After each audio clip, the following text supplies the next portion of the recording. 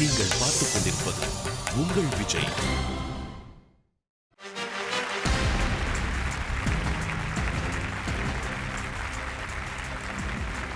Welcome to Aachi masala நியரானா power by Ron India TMT கம்பிகள் co presented by butterfly power hub. அனைவருக்கும் கோபிநாத்தின் அன்பு வணக்கம்.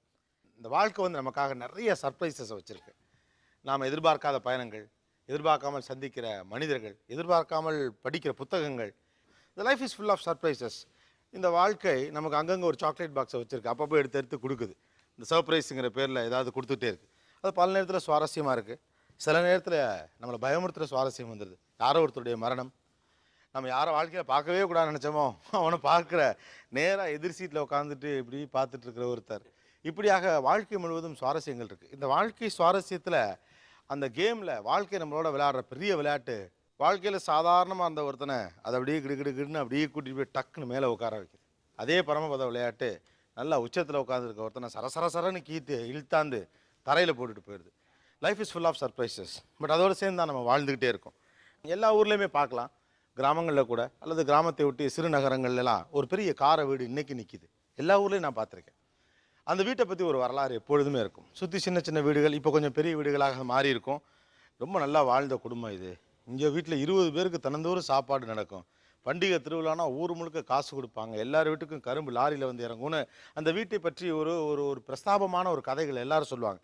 அந்த அப்புறம் அதோடைய ஸ்லோ டவுனை சொல்லுவாங்க. அப்படியாக அந்த வீடு எப்படி காரையாகி போனதோ அப்படியே அந்த குடும்பமும் அப்படியே தலைமுறையாக அப்படியே வந்து ஒரு ஜெனரேஷனில் 2 ஜெனரேஷனில் கீழே விழுந்திருப்பாங்க. இப்போ எங்கே இருக்காங்கன்னா எங்கேயோ இருக்காங்களாம்ப்பா அப்படிம்பாங்க.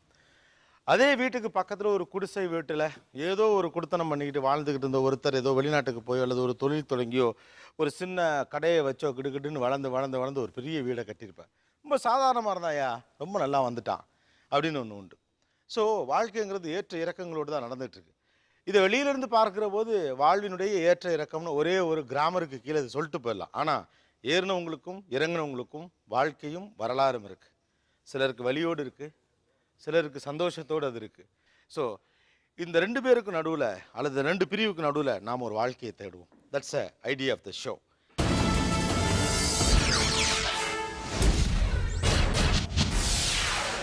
நான் முதல்ல கேட்க விரும்புகிற கேள்வி என்னென்னா, இந்த பக்கம் இருக்கவங்களாம் எந்த கேட்டகரியிலேருந்து வந்தவங்க? கொஞ்சம் மேலிருந்து கீழே இறங்கியவர்கள். ஓகே, வீழ்ச்சியை சந்தித்தவர்கள். நீங்கள் கீழிருந்து மேலே வந்தவர்கள்.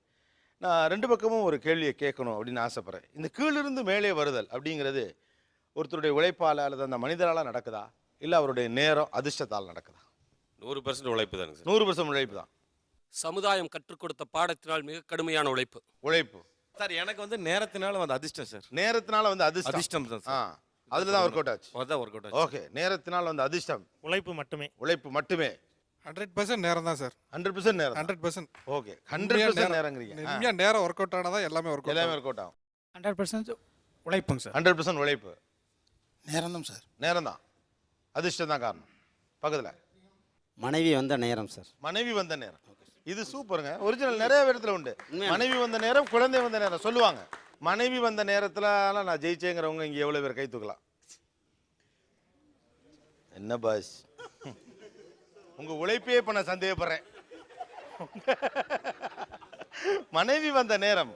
அதிகப்படியான தன்னம்பிக்கை, அயராத உழைப்பு, ஒரு இலக்கை நோக்கிய பயணம், ஒரு இலக்கை நோக்கிய சிந்தனை, செயல்பாடு. இவ்வளவு சீரியஸாலாம் பேசாதீங்க சார். வந்துடும் சார். எது சார் இவ்வளவு பதட்ட போறீங்க? ஆனா அதாவது இப்ப நான் வந்து ஒரு நிமிஷம் சார். இல்ல சார், நாங்களாம் தெருமுக்குள்ள வடை வாங்கி தின்ட்டு போண்டா சாப்பிட்டுட்டு எடுத்துடுறோம். நாங்களும் தான் சார் உழைக்கிறோம். எல்லாருக்கும் உழைப்பு மேல ஒரு அதீத வியாதி இருக்கு. அது ஒன்று தெரியுமா, எல்லாருக்கும் சும்மானா இருக்க தான் பிடிக்குமா. யதார்த்தமே அதுதான். நம்ம எதுக்காக உழைக்கிறதுக்காக இந்த உலகம் தயாராக இருக்குன்னா, எதுக்கு சம்பளம் கொடுக்குறோம், எதுக்கு போனஸ் கொடுக்குறோம், இன்சென்டிவ் கொடுக்குறோம், எதுக்கு? எல்லாருக்குமே சும்மா இருக்க தான் சார் பிடிக்கும். பிள்ளைகளுக்கு ஸ்கூல் போக பிடிக்காது, நமக்கு ஆஃபீஸ் போக பிடிக்காது. Let me come to this side. உண்மையிலே நீங்கள் வீழ்ந்ததற்கு நீங்கள் காரணமா, இல்லை உங்களுடைய நேரம் ஒர்க் அவுட் ஆகலைங்கிறது காரணமா? நேரம் தான் காரணம். நேரம் தான். நான் தான் சார். நான் தான். நீங்கள் தான் காரணம். ஓகே, முழுக்க காலம்தான் தீர்மானிக்கிறது. காலம்தான், நேரம் தான். காலம்தான் முழுக்க முழுக்க நாங்கள் தான் காரணம் சார். நீங்களே தான் காரணம். துரதிருஷ்டவசம். நேரம் தான் காரணம். ஒரே ஒரு கையெழுத்துங்க சார். அதான் ஒரு நிமிஷம், அதை என்னமா பார்க்குறீங்க? அப்படி ஒரு கையெழுத்து நீங்கள் போட நேர்ந்ததுக்கான காரணம் நேரம் உங்கள் நேரம். நான் பிறந்த நேரம் சார். எனக்கு விவரம் இல்லாதனால. விவரம் பத்தாதனால நீங்கள் தான் காரணம். நீங்கள் ஆமாம். நான் தான் சார் காரணம். நீங்கள் தான் காரணம். மிஸ்மேனேஜ்மெண்ட். மிஸ்மேனேஜ்மெண்ட். ஓகே. அதாவது பணம் உள்ளவங்களுக்கு, பணம் வச்சிருக்கவங்களுக்கு இருக்கிற குவாலிட்டிஸ் என்கிட்ட இல்லை. அதனால என் பணத்தை நான் இழக்கிறேன். ஓகே. ஒரு பணம் வச்சிருக்கோம், எப்படி நடந்துக்கணுமோ அப்படி நடந்துக்கணும். ஆமாம், அவங்களுக்குன்னு பணம் சம்பாதிக்கிறதுக்குன்னு சில குவாலிட்டிஸ் இருக்கும். ஆ, அந்த குவாலிட்டிஸ் என்கிட்ட இல்லாதனால என்கிட்ட இருக்கிற பணத்தை நான் இழக்கிறேன். இழந்துட்டீங்க. இழக்கிறேன். ஓகே. பக்கத்தில் நேரம் தான் சார். 100% நேரம் தான் 100% நேரம் தான். ஓகே. அந்த பக்கத்தில் நிறைய பேர் நேரத்தை காரணம் காட்டுறாங்க. அவங்க வீழ்ச்சிக்கு பிறகு நேரம் தான் காரணம், சில பேர் தங்க தான் காரணம் அப்படிங்கிறாங்க. பேசிக்கலி வெற்றி அடையும் போது உழைப்பு தான் காரணம் தான் சொல்லவும் தோணும். ஏன்னா நீங்கள் உழைச்சதுனால தான் அந்த ப்ராஸ்பெரிட்டியை பார்த்துருப்பீங்க. அதனால் அதில் நீங்கள் ஸ்டெபனாக கூட இருக்கலாம். இந்த உழைத்து அல்லது நீங்கள் பணம் பண்ணின பிறகு என்னென்ன பொருள்லாம் வாங்கினீங்க? கார் வாங்கினேன் சார். கார், ஆடம்பர பொருள்லாம் சோஃபா வாங்கணும். சோஃபா, ரொம்ப நாள் ஆசை சார். மைனர் செயின் ஒன்று. Minor chain. Okay. First basic car sir. Sir chain and Lancer car sir. Chain and Lancer car. Lancer car.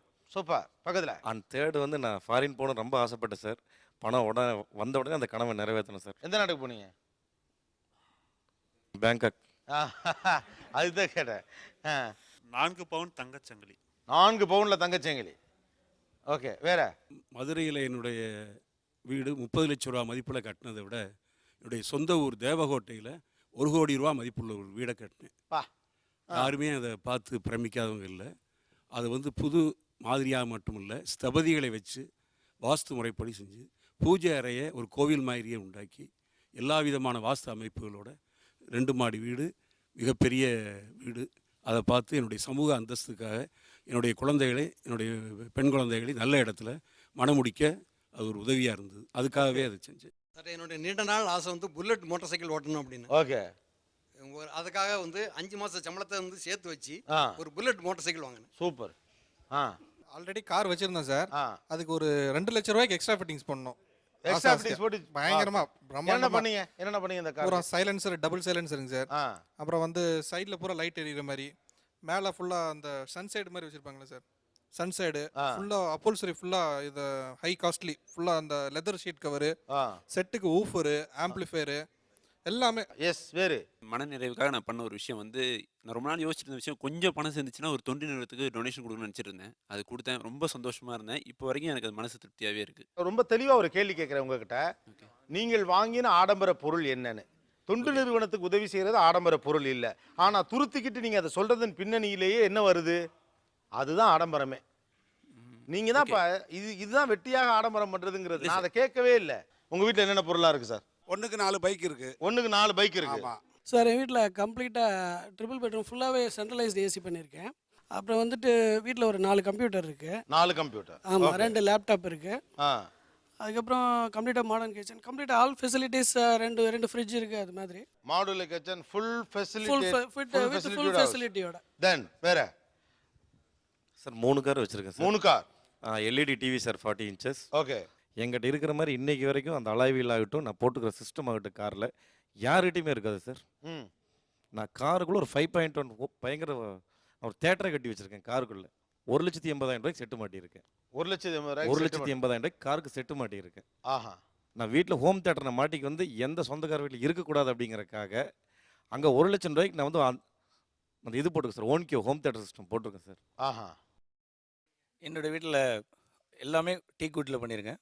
All amenities, fridge, washing machine, 3 bike, 3 computer, 2 laptop, எல்லா அமெனிட்டிஸும் பக்கா வச்சுருக்கேன். Okay. AC இல்லாத வீடு அது மாதிரி அமைச்சிருக்கேன். அந்த ஆர்கிடெக்ட் வந்து டிசைன் அந்த மாதிரி எங்கள் தெருவிலேயே அது திரும்பி அதுக்கு பார்க்குற அதே அளவுக்கு costly பண்ணியிருக்கேன். இல்ல. AC ஆமாம், இல்லாமலே நல்லா- ஏசி இல்லாமல் பண்ணலான்னு ஆர்கிடெக்ட் அதுக்கான ஃபீஸை கொடுத்து எல்லா அமெனிட்டிஸும் பண்ணியிருக்கேன். வேற? எல்லா ஆடம்பர பொருளும் இருக்குது சார். ஹைஃபையான ரெக்ரான் சோஃபா, அதாவது அது இப்படின்னு படுத்துடலாம், ஃபுல்லாக படுத்துக்கலாம். அந்த ரெக்ரான் சோஃபா XUV 500 இருக்குதுங்க. ம். ஜைலோ இருக்குது. ம். அப்புறம் அண்டர் கிரவுண்ட் வீடுன்னு சொல்லுவோம் எங்கள் வீடு. ஆ. அப்போவே ஃபேமஸான வீடு. அதாவது அண்டர் கிரவுண்ட்னா அடியில் வந்து கிரவுண்ட் மாதிரி அந்த ஸ்டோர் ரூம் மாதிரி இருக்கும். கீழே? ஆமாம், கீழே. ஓ, பேஸ். பேசுங்க. பெரிய வீடு ஒன்று இருக்குது, பங்களா. சாண்ட்ரோ சிங் ஏசி கார் வச்சுருக்கிறேன். 2 தேக்கு மரத்தில் செய்த 2, ஒரு டபுள் காட்டு, ஒரு சிங்கிள் காட்டு. டபுள் காட்டு விலை வந்து 60,000 ரூபா, சிங்கிள் காட்டு விலை வந்து 30,000 ரூபா.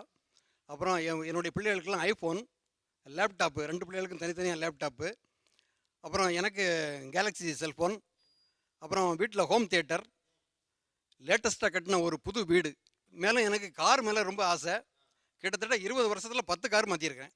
ஓகே, இவங்கெல்லாம் நிறைய பொருட்கள் பணம் சம்பாரிச்ச பிறகு வாங்கியிருக்காங்க. இது சந்தோஷத்தை தரக்கூடிய விஷயம். ஆனால் இன்னொரு சைடு இருக்குது. நம்ம ஏழ்மை நெருக்குகிற போது, நாம் இருந்த இடத்துலேருந்து அடுத்த இடத்தை நோக்கி வீழ ஆரம்பிக்கிற போது முதல்ல நம்ம பொருளை தான் விற்க வேண்டியிருக்கும் இல்லை? அப்படி நீங்கள் எந்த பொருளை விற்றது, வீட்டிலேருந்து எந்த பொருளை விற்றது, இன்னமும் கூட மனசுக்குள்ள ஒரு வழியாகவே இருக்குது. நன்னிலத்துலேருந்து திருவாரூருக்கு நாங்கள் தான் ஃபஸ்ட்டு பஸ்ஸு விட்டது. அதுக்கு முன்னாடி அந்த ரூட்டில் பஸ்ஸே கிடையாது சார். அந்த பஸ்ஸை விற்றுட்டோம். இன்றைக்கி அதோட ரூட்டோட சேர்த்து கிட்டத்தட்ட 1 crore வருது சார். எங்களால் இன்னமும் அதை வாங்க முடியல. பஸ்ஸை விற்றுங்க? பஸ் விற்றுருக்கோம். அதுமாரி 4 பஸ் சார். ஓகே, வேறு என்ன பொருளை விற்றது இன்னமும் மனதை வலிக்கிறது? வீட்டு பத்திரம் சார். வீட்டு பத்திரம். இது 30,000 ரூபா கடனுக்காக யாருக்கும் சொல்லாமல் எடுத்து வச்சது. கடைசி வரைக்கும் எடுக்கவே முடியல. எடுக்க முடியல. வீடை அதே வீடு டி நகரில் தான் இருக்குது. இன்றைக்கி 30 லட்ச ரூபா. நான் வாங்கினது 75,000 ரூபாய்க்கு எங்கள் அப்பாவுக்கு வாங்கி கொடுத்தாரு. இன்றைக்கி அது இல்லாமல் போச்சு. அதை கடந்து போகிறப்பெல்லாம் எப்படி இருக்கும் உங்களுக்கு? அது தெருக்கே போக மாட்டேன். தெருக்கே போக மாட்டேன். என் மகளின் திருமணத்திற்கு சேர்த்து வைத்த 108 சவரன் நகையை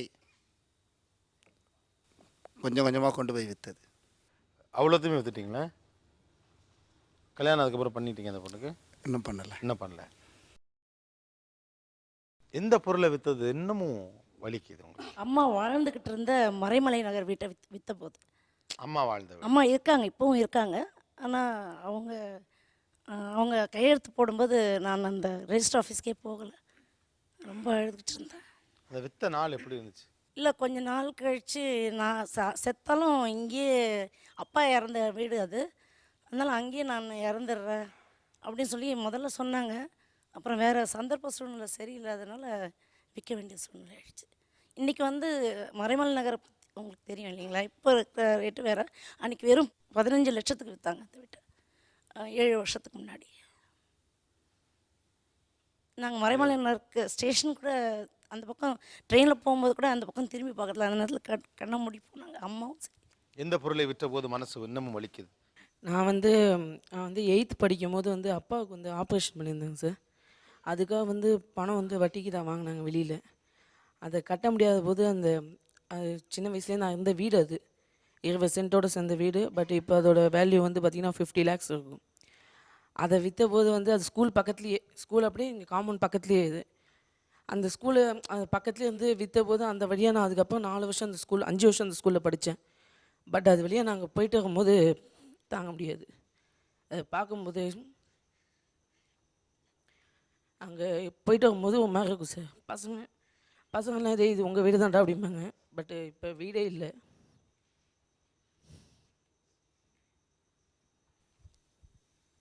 சார் அம்மாவோட தாலி சார். அம்மாவோட தாலியை விற்றீங்க? தாலி. அளவுக்கு அதிகமான கடன் சுமை, அளவுக்கு வட்டிக்கடன் சுமை, இருக்கிற நகையெல்லாம் போச்சு. கடைசியாக தாலியை கூட விற்று கொடுக்குற மாதிரி ஆச்சு. அதை கொண்டு விற்க போகிறப்ப எப்படி? ரொம்ப ரொம்ப ரொம்ப அழுதுட்டோம். எல்லாருமே அழுதோம். எல்லாருமே ஒரு கட்டத்துக்கு சூசைட்டுக்கு போகிற அளவுக்கெல்லாம் மனசு ரொம்ப இதாச்சு. வீட்டின் எந்த பொருளை விற்றது ரொம்ப வலிக்குது இன்னமும் மறக்க முடியாது? பெரிய அளவில் ஷோகேஸ் செஞ்சுருந்தேன் சார். அது வீடு காலி பண்ண வேண்டிய சூழ்நிலை வந்தபோது அதை போட இடம் இல்லாமல் வெறும் குறைஞ்ச விலைக்கு விற்றுட்டோம் சார். அது எனக்கு ரொம்ப அந்த ஷோகேஸை வீட்டை விட்டு எடுத்துகிட்டு போனப்போ உங்களுக்கு எப்படிமா இருந்துச்சு? அந்த நாள் நான் வீட்டில் இல்லை சார். அதனால் வீட்டில் இல்லை. என்னென்னலாம் வச்சுருப்பீங்க அந்த ஷோகேஸில்? நிறைய ஷோகேஸ் ஐட்டங்கள் நிறையா வச்சுருப்போம். பொம்பளைங்க பார்த்து இது மாதிரி தான் இது மாதிரி இருக்கணும் அப்படின்னு செஞ்சது. தனியாக பார்ட்டாக கழட்டி எடுத்துகிட்டு போகிற மாதிரி இருக்கணும் அப்படின்னு நினச்சி செஞ்சது. அந்த வீடு இருக்கிற அளவுக்கு அந்த ஷோகேஸை பார்த்து செஞ்சது. அது வீடு போட இடம் இல்லாத போது அதை குறைஞ்ச விலைக்கு நான் விற்றுட்டோம் சார். அந்த வித்த நாள் எடுத்துகிட்டு போகிற அன்றைக்கி நான் வீட்டில் இல்லை சார். வேறு எந்த பொருளை விற்றது ரொம்ப? மனைவியோட நகைகள். நகை எத்தனை பவுன்? 20 பவுன். கடனுக்காக விற்று கொடுத்தோம். கடனுக்காக விற்று கொடுத்தோம். விற்றுட்டீங்க. ஆக்சுவலாக நான் முதல்ல சொன்ன மாதிரி life is full of surprises. அதில் வாழ்க்கை நம்ம கூட விளையாடுற பெரிய விளையாட்டு தான் அந்த பரமபதம். கடினமான உழைப்பால் கஷ்டப்பட்டு இன்றைக்கி நீங்களும் மேலே வந்திருக்கீங்க. 2 லட்ச ரூபாய்க்கு காரை ரீடிசைன் பண்ணியிருக்கீங்க. 2400 நம்பரில் 10 கார் மாற்றிருக்கீங்க. இது ஒரு உலகம். ஆனால் இன்னொரு பக்கம் இப்படி வச்சுருந்ததை 40 பவுன் நகையை 15 லட்ச ரூபாய்க்கு அன்னைக்கே விற்ற வீட்டை ஒரு ஏரியாக்கே அந்த வீட்டுக்காரங்க பஸ்னா தெரியுங்களா, அந்த பஸ்ஸை வச்சு தானே நம்ம வீட்டுக்கு அடையாளம் இருக்கும். அந்த பஸ்ஸை விற்றது, மனைவி நகையை விற்றது, அப்பாவுடைய. பட் இதான் உலகம். ஏறுவோர் இறங்குவார், இறங்குவோர் ஏறுவார். இந்த பரமபத விளையாட்டு வாழ்க்கையில் நடந்துக்கிட்டே இருக்கு. ஸ்டேட் இன்வெஸ்டர்ஸ் இது Aachi Masala Neeya Naana powered by Ran India TMT கம்பிகள், co presented by butterfly power hub. Stay you.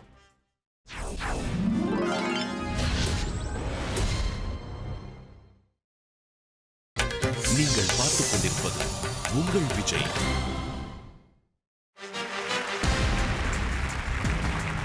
Welcome back to Aachi Masala Neeya Naana powered by Ran India TMT கம்பிகள், co presented by butterfly power hub. ஒரு பக்கம் வாழ்வில் உயரமான பொருளாதாரத்திலிருந்து அந்தஸ்திலிருந்து கீழே இறங்கியவர்கள், இன்னொரு பக்கம் சாதாரண இடத்திலிருந்து வளர்ந்து மேலே ஒரு நல்ல பொருளாதார நிலைக்கு வந்தவர்கள்.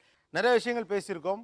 புதிதாக பணம் வந்தவுடன் ஆசைப்பட்டு வாங்கிய பொருள் என்னென்னு ஒரு லிஸ்ட், ஆனால் காலம் காலமாக வைத்திருந்த ஒரு பொருளை இழந்த போது இருந்த வலி என்ன அப்படிங்கிற ஒரு பதிவு இந்த பக்கம்.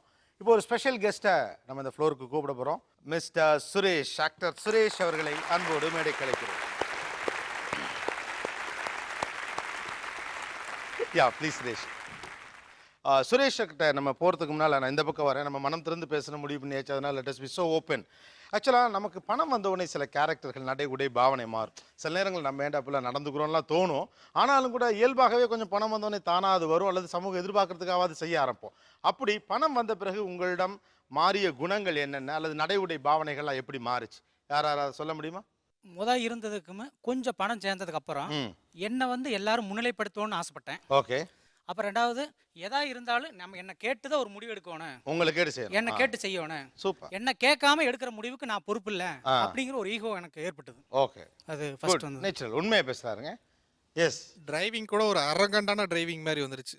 ஒரு ஃபாஸ்டா நடை உடை எல்லாமே ஒரு மாதிரி நான் தான் அப்படிங்கிற மாதிரி ஒரு கெத்து வந்துருது. கெத்து ஆட்டோமேட்டிக்கா அந்த மனசுல வந்துடும். வேறு அதாவது எல்லா விஷயத்துலையும் நான் டாமினேட் பண்ணணும், என்னைய முன்னிறுத்தி எனக்கு எனக்கு சமமா உள்ளவங்க என்னைய முன்னிறுத்தி எந்த காரியங்களையும் செய்யணும்னு சொல்லி நான் ஆசைப்படுவேன். You want to lead and you want to be a center of attraction. ஆமா, நான் தான் டாப் மோஸ்ட். ஆமா, டாப் மோஸ்ட். ஓகே, வேற அடுத்தவங்க சொல்றத கிளியரா நான் கேட்கல, நான் எடுத்ததே முடிவு அப்படின்ற ஒரு எண்ணம் வருது. எல்லாரும் என்னை மதிக்கணும், என்னை வச்சு எல்லா காரணத்தையும் செய்யணும் அப்படின்னு சொல்லிட்டு எங்க அண்ணனுங்கெல்லாம் என்னை மதிக்கணும் அப்படின்னு சொல்லிட்டு ஒரு ஆசை வந்தார். முதல்ல நம்ம மைண்ட் செட் எப்படி இருக்குன்னாக்கா, எது நமக்கு கிடைக்குதோ அதுக்கு தகுந்த மாதிரி நம்ம மைண்ட் செட்டை மாற்றிக்கிற மாதிரி ஒரு ஃபீலிங் இருந்தது. அப்புறம் ஒரு குறிப்பிட்ட ஸ்டேஜுக்கு அப்புறமா பார்த்தா நமக்கு எது பிடிக்குமோ அதை தான் நம்ம வாங்கணும், we are deserved for that அப்படிங்கிற ஒரு மைண்ட் செட் வந்துடுச்சு. அதனால அதில் காம்ப்ரமைஸ் பண்ணிக்கிறதுக்கு என்னால் முடியல. எது பிடிக்குமோ அதை வாங்கணும் அப்படின்ற ஒரு வெறி வந்துருச்சு. ஓகே, பிராண்டட் ஐட்டமாக யூஸ் பண்ணுறேன். Branded item. நான் வசதி வந்தோடனே டோட்டலாக பைக் நிறுத்திட்டேன் சார். பைக் நிறுத்தியாச்சு. ஒரு 8 இயர்ஸ்க்கு மேலே ஆச்சு சார். கம்பல்சரி 24 hours கார் தான். கம்பல்சரி பையனை இன்னைக்கு வரைக்கும் பிறந்ததுலேருந்து என்னோட பையனை நான் ஃபுல் ஏசியில் தான் வச்சுருக்கேன். ஓகே சார், முதல்ல கடை வீதியிலாம் சும்மா ஃப்ரெண்ட்ஸு கடை இதுலாம் உட்காந்துட்டு அரட்டை அடிச்சுட்டு உட்காந்துட்டு இருப்போம். ஈவினிங் டைமாக இருந்தாலும் லுங்கி கட்டின்னு கூட உட்காந்துருப்போம். இப்போலாம் தேவையில்லாமல் அன்னெசரியாக டவுனுக்குள்ளே என்னை பார்க்கவே முடியாதுன்னு வச்சுங்களேன். வீட்டில் போனால் வேலை வெளியே போவேன், இல்லைன்னா தோட்டம் போவேன், இல்லைன்னா வீட்லேயே இருந்துக்குவேன். தேவையில்லாமல் கடை வீதியில் ஒரு இடத்துல உட்காந்துட்டு அரட்டை அடிச்சுட்டு இருக்கிற வேலையெல்லாம் இருக்காது. ஓகே, இந்த ஒயிட் ரைஸ் கூட கொஞ்சம் பணம் வந்த பிறகு தானே? ஆமாம், பணம் வந்தது வயசு 37, 38 அப்புறம் ஒயிட் அண்ட் ஒயிட் போட்டேன். ஓகே, இந்த மாதிரி ஒயிட் அண்ட் ஒயிட் எப்படி மெயின்டைன் பண்ணுறீங்க எப்பொழுதுமே? அது ஒரு 70-80 செட்டு கிடக்கும். 70-80 செட்டு கிடக்கும். ஆமாம். சின்ன கட்டத்துக்குள்ளே வாழ்ந்த நாம பெரிய பெட்ரூமாக கட்டணும் அப்படின்னு இப்போ வீடு மேலே கட்டிட்டு இருக்கேன். என்னோட பெட்ரூமோட சைஸ் 11க்கு 20. ஏன் அப்படி ஒரு விசாலமான சைஸில் வேணும்னு தோணுது சார்? சின்ன குறுகிய கட்டத்துக்குள்ளே விலங்கு இல்லாமலே கை கட்டப்பட்ட ஒரு சூழ்நிலை மாதிரி தோன்றுறது. இப்போது அதெல்லாம் உடைத்தெறிந்து வெளியே அந்த அளவுக்கு ஃப்ரீக்வெண்ட்டாக இருக்கணுன்ற மாதிரி தோணுது. நான் பிறந்து வளர்ந்தது ஊரை எல்லாம் கஷ்டமான சூழ்நிலை வளர்ந்ததுனால நல்லா சம்பாரிச்சு ஓரளவுக்கு நமக்கே ஓரளவுக்கு செட்டில்டு அப்படிங்கிற மாதிரி தெரிகிறப்போ, சொந்தக்காரங்க மத்திக்கு போகிறப்போ அம்மாவுக்கு பார்த்தீங்கன்னா நகைகள் அதிகமாக வாங்கி கொடுத்தேன். எங்கள் ஊருக்குள்ளே பார்த்தீங்கன்னா ஓரளவுக்கு மிடில் கிளாஸ் ஃபேமிலி, பூர் ஃபேமிலி நிறைய இருக்கிறாங்க. என் பொண்ணுக்கு ஃபஸ்ட்டு வைரத்தோடுங்க, 50,000 ரூபாய்க்கு வைரத்தோடு வாங்கி போட்டு நான் அதை வெளியே அந்த பொண்ணு அதை பார்த்துட்டு போட்டு போகிறப்ப எனக்கு ஒரு பெருமை. வேறு எல்லாரும் பார்க்குற மாதிரி நம்ம ஒரு ஃபங்க்ஷன் வச்சு நம்மகிட்ட என்னென்ன பொருள் இருக்கிற மாதிரி எல்லாத்தையும் காமிக்கிற மாதிரி கூட ஒரு சூழ்நிலை ஏற்படும். எல்லாம் நம்ம பெரிய ஆள் ஆகிட்டோம், நம்ம பணக்காரன் ஆகிட்டோம் அப்படிங்கிறதுக்கு ஏதாவது ஒரு ஃபங்க்ஷன் வேணும்ட்டே வச்சு அது மூலம் எல்லாத்தையும் காமிச்சு நம்ம எல்லா பொருளும் இருக்கிற மாதிரி அப்படி ஒரு சுச்சுவேஷன் ஏற்படுத்தும். அப்புறம் இன்னொரு அப்படி என்ன மாதிரி ஃபங்க்ஷன் வச்சுங்க? அந்த மாதிரி வந்து சும்மா புதுமனை புகுவிழா சின்ன ஒரு ஆல்ட்ரேஷன் பண்ணிட்டு வீடு புதுமனை புகுவிழா அப்படின்னு போட்டு வந்து வீடு எல்லாரும் எல்லா ரிலேஷனையும் இன்வைட் பண்ணி செய்யறப்ப எவ்வளவு ஹாப்பியா எவ்வளவு பெருமையா இருக்கும். ரொம்ப பெருமையா இருக்கும். அப்பதான் நம்ம பெரிய ஆளாயிட்டோம் அப்படிங்கறது அவங்க உணர்வாங்க. வேறு ஒரு ஆடம்பரமான ஒரு வீடு கட்டி கிச்சன் வர கம்ப்ளீட்டாக கிரானைட் போட்டேன். அது கிரானைட் வந்து பொதுவாக எல்லாரும் ஹாலுக்கு மட்டும்தான் போடுவாங்க. நான் சிவப்பு கலரில் கிரானைட் போட்டேன். அப்புறம் சிசிடிவி சர்க்யூட்டட் டிவி, அதாவது கீழே ஆள் வந்தால் மேலே என் ரூம்லேருந்து பார்க்கலாம், அந்த மாதிரி ஒரு சர்க்யூட்டட் டிவி வச்சுருக்கேன். ஒரு ஆடம்பரமான ஹோம் தியேட்டர் 7:1 அதை கம்ப்யூட்டரோட கனெக்ட் பண்ணியிருக்கேன். அதை கம்ப்யூட்டர் ஆன் பண்ணி பாட்டு போட்டோம்னா அந்த அப்பார்ட்மெண்ட்டே அதிரும். அந்த மாதிரி ஊஃபர் வச்சு ஊஃபர். அப்புறம் எல்லாரும் வீடு கட்டும்போது ஒரு சிட் அவுட்டு அல்லது 2 சிட் அவுட்டு தான் வைப்பாங்க. நான் மேற்க பார்க்க 2 சிட் அவுட்டும் வடக்க பார்க்க ஒரு சிட் அவுட்டும் 3 பெரிய சிட் அவுட்டு. மார்னிங் வந்து காலையில் காஃபி குடிக்கிறதே அந்த சிட் அவுட்டு, ரோட்டு ஓரத்தில் வீடு. அந்த மார்னிங் நான் அங்கே தெரிகிறேன் அப்படிங்கிறதுக்காக என் பேரை கொட்டெழுதில் அங்கே என் அந்த மேலே எழுதியிருக்கிறேன். 2 பக்கமும் 2 சிட் அவுட்லேயும் கொட்டெழுத்தில் பேர் எழுதியிருக்கிறேன். அங்கே உட்காந்துட்டு ரோட்டில் போகிற வர ஆள்கள்லாம் பார்த்துட்டு அப்படி லைட்டாக காப்பி குடிச்சிட்டு இப்படி வேடிக்கை பார்த்துக்கிட்டே இருப்பேன். இந்த மாதிரிலாம் பண்றதுக்கு பின்னால இருக்கக்கூடிய மன ஓட்டம் என்ன? நான் பெரிய ஆளுன்னு காட்டுறதுக்காக தான். நான் பெரிய ஆளு. நான் ஒரு காலத்தில் நான் கஷ்டப்பட்டவன். யாருக்கு இதை சொல்ல ட்ரை பண்றீங்க? ஆக்சுவலா என்ன என் கூட படித்தவங்க, என் கூட வேலை செய்கிறவங்க, இவங்க என்னைய பற்றி தெரிஞ்சுக்கணும். ஓகே, யாருக்காக இது மாதிரி ஷோ ஆஃப் பண்றீங்க? என்ன எங்களை தாழ்வா நினைச்சுக்கிட்டு இருந்த உறவினர்களுக்காக. உறவினர் சாதாரணமா பார்த்த உறவுகளுக்காக, எங்களை மதிக்காம இருந்த உறவுகளுக்காக. ஓகே, கீழே கீழே உறவுகளுக்கு அப்பாற்பட்டு சொசைட்டின்னு ஒன்று இருக்குது. சொசைட்டியில் வந்து எப்பொழுதுமே ஏதாவது ஒன்று குறைச்சி தான் பேசிகிட்டே இருப்பாங்க. இப்போ நம்ம வந்து பெரிய அப்படி காமிக்கும் போது 4 பேர் 40 பேர்கிட்ட போய் சொல்லுவான். ஸோ அந்த மாதிரி ஸோ எல்லார்ட்டையும் நம்ம ரீச் ஆயிடுவோம் அப்படிங்கிற ஒரு இதுதான். ஓகே, கண்டிப்பாக. அதுங்க சார், சின்ன வயசில் எங்கள் கிராமத்தில் இல்லைங்க என்னை பேர் சொல்லி கூப்பிட மாட்டாங்க. என்னோட கம்யூனிட்டி சொல்லி தான் கூப்பிடுவாங்க. டேய் இங்கே வாடா அப்படின்னு. அந்த ஒரு கம்யூனிட்டி சொல்லி இங்கே வாடாப்பாங்க. அவங்க முன்னாடி வந்து பார்த்தீங்கன்னா ஒரு ஸ்டேஜுக்கு மேலே நான் வளர்ந்தவொடனே இவங்களுக்கோசரமே நான் நினச்சி, அதாவது நான் ஒரு போலித்தனமான ஒரு வாழ்க்கைன்னு இவங்களுக்கு முன்னாடி நம்ம காமிக்கணும் அப்படிங்கிறக்கோசரமே அவங்க வீட்டுக்கு முன்னாடி போய் காரில் போய் நிற்கிறது. ஒரு ஃபங்க்ஷன்னா அந்த கிராமத்தில் ஒரு ஏதோ ஃபங்க்ஷன் வச்சுக்கோங்க, பாப்பா தம்பி எல்லாம் பார்த்தீங்கன்னா நல்லா கிராண்டாக ட்ரெஸ் எல்லாம் யூஸ் பண்ணி விட்டு கூட்டி கொண்டு அவங்க முன்னாடி நிற்கிறது. இதெல்லாம் வந்து சின்ன சின்ன இதெல்லாம் அப்படி நிறையா பண்ணுவாங்க. ஓகே, ஆனால் என்ன கேட்டிங்கன்னா அந்த ஆரம்ப காலத்தில் என்னை அவமானப்படுத்தின வழி, ஒரு சின்ன ரிவெஞ்ச். அந்த வழிக்கு நான் வந்து இப்போ வந்து அவங்களுக்கு வந்து நான் பதிலடி கொடுக்குற மாதிரி நான் நினைக்கிறேன். சூப்பர். நண்பர்கள் சொந்தக்காரர்கள் கம்மி தானுங்க. மேக்ஸிமம் நண்பர்கள் அவங்க முன்னாடி ரொம்ப நான் பந்தாவாக இருக்கணும். அந்த ஒரு நண்பர்கள் முன்னாடி. Okay okay, let me come to this area. இப்போ இவங்கெல்லாம் நிறைய விஷயங்கள் செஞ்சு அடுத்தவங்க கிட்ட காட்டுறாங்க, ரைட்டு தானே? இப்படிலாம் நாங்கள் வளர்ந்துட்டோம், இப்படி ஆளாயிட்டோம் அப்படின்னு இதை காட்ட முயற்சி பண்ணுறாங்க. இது ஒரு பக்கம் பட்டலாம். பட் உங்கள் சைட்லேருந்து நீங்கள் ஹாப்பியாக இருந்த அல்லது அந்த வசதியாக இருந்த அந்த காலகட்டத்தில் உங்ககிட்ட எப்படியான ஒரு குணம் இருந்தது? அது எப்படி எல்லாம் அப்படியே குறைஞ்சிட்டே வந்து வசதியானவங்க வீட்டு ஃபங்க்ஷனுக்கு போகிறதே நிறுத்திட்டோம். ஃபங்க்ஷனுக்கு போகிறதே நிறுத்தியாச்சு. சொந்தக்காரங்களுக்குள்ள கூட வசதியாக இருக்கிறவங்க வீட்டுக்கு போகிறதில்ல. மதிக்கிற ஃப்ரெண்ட்ஸ் வீட்டுக்கு ஏதாவது ஒரு சில வீட்டுக்கு போகிறது, எங்கேயுமே போகிறதில்ல. நாங்கள் யாருமே அட்டன் பண்ணுறது கிடையாது. ரொம்ப அத்தியாவசியம் போய் தான் ஆகணும், தவிர்க்க முடியல. இல்லைன்னா ஜென்ஸ் போனால் பரவாயில்ல, எப்படி இருந்தாலும் நகை இல்லை எது இருந்தாலும் போயிட்டு வந்துடலான்றதுனால அவர் மட்டும் போயிட்டு வந்துடுவார். நீங்கள் போகாமல் இருக்கிறதுக்கு என்ன காரணம்? ஆக்சுவலாக நிறைய நகை எல்லாம் வச்சுருந்தோம் சார். இப்போ ஒன்றுமே இல்லாமல் நம்ம போகணுன்றப்ப அது கொஞ்சம் அசிங்கமாக இருக்க மாதிரி, கேவலமாக நினைப்பாங்க. நம்ம காதுபடவே பேசுகிறாங்க, அது அசிங்கமாக இருக்குது. அதனால எந்த ஃபங்க்ஷனுமே அட்டன் பண்ணுறதில்ல, எங்கேயும் போகிறதில்ல. வேற எப்படி எல்லாம் உங்களை குறுக்கி கொண்டீர்கள்? உங்கள் பொருளாதாரம் பார்த்தீங்கன்னா எங்கள் அப்பா நாங்கள்லாம் வசதியாக இருந்தோம். வசதியாக இருக்கும்போது பார்த்தீங்கன்னா டெய்லி வாரத்தில் 7 நாள் அதில் வந்து 5 நாள் வந்து மட்டன் இருக்கும். வீட்டில் மட்டன் ஊருக்கே மட்டன் ஆக்கி போடுவோம். ஆனால் இன்றைக்கி வந்து இந்த கறி சாப்பிட்றதே விட்டுட்டோம். எப்படிலாம் உங்களை குறைச்சிக்கிட்டு? பேசிக்காக நான் ஒரு ஹையர் செகண்டரி ஸ்கூல் நடத்திக்கிட்டு இருந்தேன் சார். அப்போ அந்த ஸ்கூலில் வந்து ஏழை மாணவர்களுக்கு இலவசமாகவே நான் படிக்க வச்சுருந்தேன். அது லீஸ் எடுத்த இடன்றதுனால ஒரு காலகட்டத்தில் எனக்கு மூட வேண்டிய அவசியம் வந்துச்சு. இப்போ வந்து நான் ப்ரைமரி ஸ்கூல் மட்டும்தான் நடத்துகிறேன். ரொம்ப கட்டாயப்படுத்தி பேரண்ட்ஸ் கிட்ட ஃபீஸ் வாங்குறேன். அந்த வேதனை வந்து எனக்கு இன்னும் இருக்குங்க. உங்கள் குணத்தில் அல்லது உங்களுடைய ஒரு கேரக்டர்ஸில் எதெல்லாம் மாறிட்டதா நினைக்கிறீங்க? மாற்றிக்க முடியல இன்னும். அது பெரிய ட்ராபேக்காகவே இருக்குது இன்னும். எதெல்லாம் மாற்றிக்க முடியலை? அந்த ஈகோ, அந்த பழைய அந்த ஸ்டேபிலிட்டி, அந்த விரைப்புத்தன்மை, அதை மாற்றிக்கணும்னு முயற்சி பண்ணுறேன். பட் இது வரைக்கும் முடியலை என்னால். அது எனக்கு பல சந்தர்ப்பங்களில் பின்னடைவை ஏற்படுத்துறது என்னாலே உணர முடியுது. முடிஞ்சாலும் மாற்றிக்க முடியும். கேரக்டர் வைஸ் என்னால் வந்து இன்னும் திருத்திக்கிறதுக்கு ரொம்ப பகிரத பிரயத்தனம் பண்ணுறேன். பட்டு சாத்தியப்படலை. அதே மாதிரி இன்னொன்று இருக்குது என்னென்னா, நம்ம கொஞ்சம் பணக்கார ஆளாக இருந்துட்டு கீழே சரிஞ்சாலும் கூட நம்ம இதை விட்டு கொடுக்க முடியாது, அந்த கெத்தை மெயின்டைன் பண்ணணும்னு இருக்கும். அதை மெயின்டைன் பண்ணுறதுக்கு நீங்கள் என்னெல்லாம் பண்ணுறீங்க? முதல்ல இருந்தப்போ சென்னையில் மத்திய பகுதியில் ஒரு வீட்டில் இருந்தேங்க. அப்போ இருந்த வசதிக்கும் அந்த அந்த ஒரு என்னுடைய சூழ்நிலைக்கு நான் நல்லதாக வசதியாக இருந்தது. அதுக்கப்புறம் திருச்சிக்கு போகிறப்போ 1500 சதுர பெரிய ஃப்ளாட் ஃபுல் மார்பிள் போட்ட வீட்டில் இருந்தேன். அங்கேருந்து நான் இங்கே சென்னைக்கு மாறி எல்லாம் வந்தப்போ 2 பெண் குழந்தைங்க. வாடகை வீட்டுக்கு போகிறப்போ அதே மாதிரி மெயினான இடம், வசதி வாய்ப்பு, எந்த விதமான குறையும் இல்லாமல் பசங்க இருக்கிற ஒரு சந்தர்ப்பம், சுற்றுச்சூழல் இருக்கிறவங்களுடைய நிலவரம், அதை பார்த்து இருக்க வேண்டிய ஒரு கட்டாயத்தில் இருக்குது. ஸோ அதே ரிச்னஸ், அதே மாதிரியான ஒரு அது வந்து ரிச் தப்பு ஏரியா தெரிஞ்சும் எங்கள் சொந்தக்காரங்களே எங்கள் ஃப்ரெண்ட்ஸே சொன்னாங்க, 3000 வாடகைக்கு தாம்பரத்தில் அந்த பக்கம்லாம் கிடைக்குமே 2000 ரூபாயில், எதுக்கு நீ 5000 ரூபாய் 7000 ரூபா கொடுக்குறேன்னு கேட்டவங்களாம் இருக்காங்க. ஆனால் அதையும் கேட்காம நான் இன்னி வரைக்கும் இப்படி தான் இருக்கேன், வேறு வழி இல்லை. ஓகே. அந்த பசங்களை அந்த லெவல்லேருந்து கொண்டு வரதுக்கு மனசு கேட்கல. எஸ். ட்ரெஸ் கோடு டோட்டலி கம்ப்ளீட்டாக மாறி போச்சு. ஒரு நேரத்தில் ராங்லர் ஜீன்ஸு, லீ காப்பர், ஹாபர்மேன் hand shoe, German handmade shoe, இதுதான் ஒரு நேரத்தில் இருந்து 95s. இன்றைக்கி அதெல்லாம் கனவாகி போச்சு. நீங்கள் ஜீன்ஸ் போட்டுருந்தா எனக்கு அப்படியே ஜெலஸாக இருக்குது. நம்ம ஒரு நேரத்தில் எவ்வளோ வெரைட்டி இருக்கோ அவ்வளோ ஜீன்ஸ் வச்சுருந்தேன். ஷூ, ஒரு shoe type of shoes, dress code எல்லாம் ரேமண்ட்ஸ் தான் எடுப்பேன். ஒன்லி ரேமண்ட்ஸ் எடுத்து தைக்கிறது. என்னவா இருந்தீங்க நீங்கள்? நான் வந்து மோல்டு மேனுஃபேக்சரிங்கில் சிஎன்சி ஃபாரின் அப்ராடில் இருந்தேன். சிங்கப்பூர் 56 செட்டில்டு, எல்லாம் பிரிட்டிஷ் ஏர்வேஸ்லேருந்து, சிங்கப்பூர் ஏர்லைன்ஸ்லேருந்து எல்லாம் பெரிய பெரிய ஏர்லைன்ஸில் பிறந்தேன். 56 செட்டில் பிறந்திருக்கேன். நான் வந்து அடுத்த சான்ஸ் நியூசிலாந்து செட்டில் ஆகிறதுக்காக ட்ரை பண்ணியிருந்தேன். 1.25 வருஷம் கழித்து அந்த கவர்மெண்ட்டில் பாலிசி மாற்றிட்டாங்க. அதாவது 24 மார்க் வச்சுருந்தாங்க பாயிண்ட், 26 பாயிண்ட் இருந்தது எனக்கு.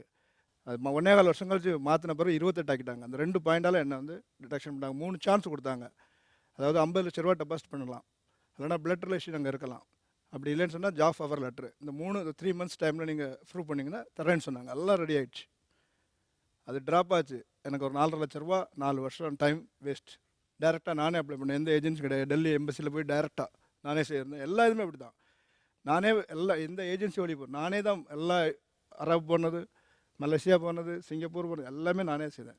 அதே மாதிரி இதுவும் நானே செய்தேன். சிங்கப்பூர் எல்லா வேலையை ரிசைன்மெண்ட் தான் போனேன். அவ்வளோ கான்ஃபிடென்ட். ஒரு வேலையை விட்டுட்டு தான் அடுத்த வேலை தேடினேன். ஒரு வேலையை விட்டுட்டா மெட்ராஸில் வேலை பார்த்தேன். அன்றைக்கி வந்து 7000 ரூபாய் கன்ஃபார்ம் சேலரி வரும்போது நான் டெல்லிக்கு போனேன். இது லாய்க்கப்படாது, மெட்ராஸ் நமக்கு லாய்க்கப்படாது, இந்த ஸ்டேட்டஸ் வேணும், எனக்கு ஹைலி ஸ்டேட்டஸ் வேணும் அப்படின்னு சொல்லிட்டு நான் இங்கேருந்து மெட்ராஸ் வேலையை ரிசைன் பண்ணிட்டு டெல்லிக்கு போனேன்.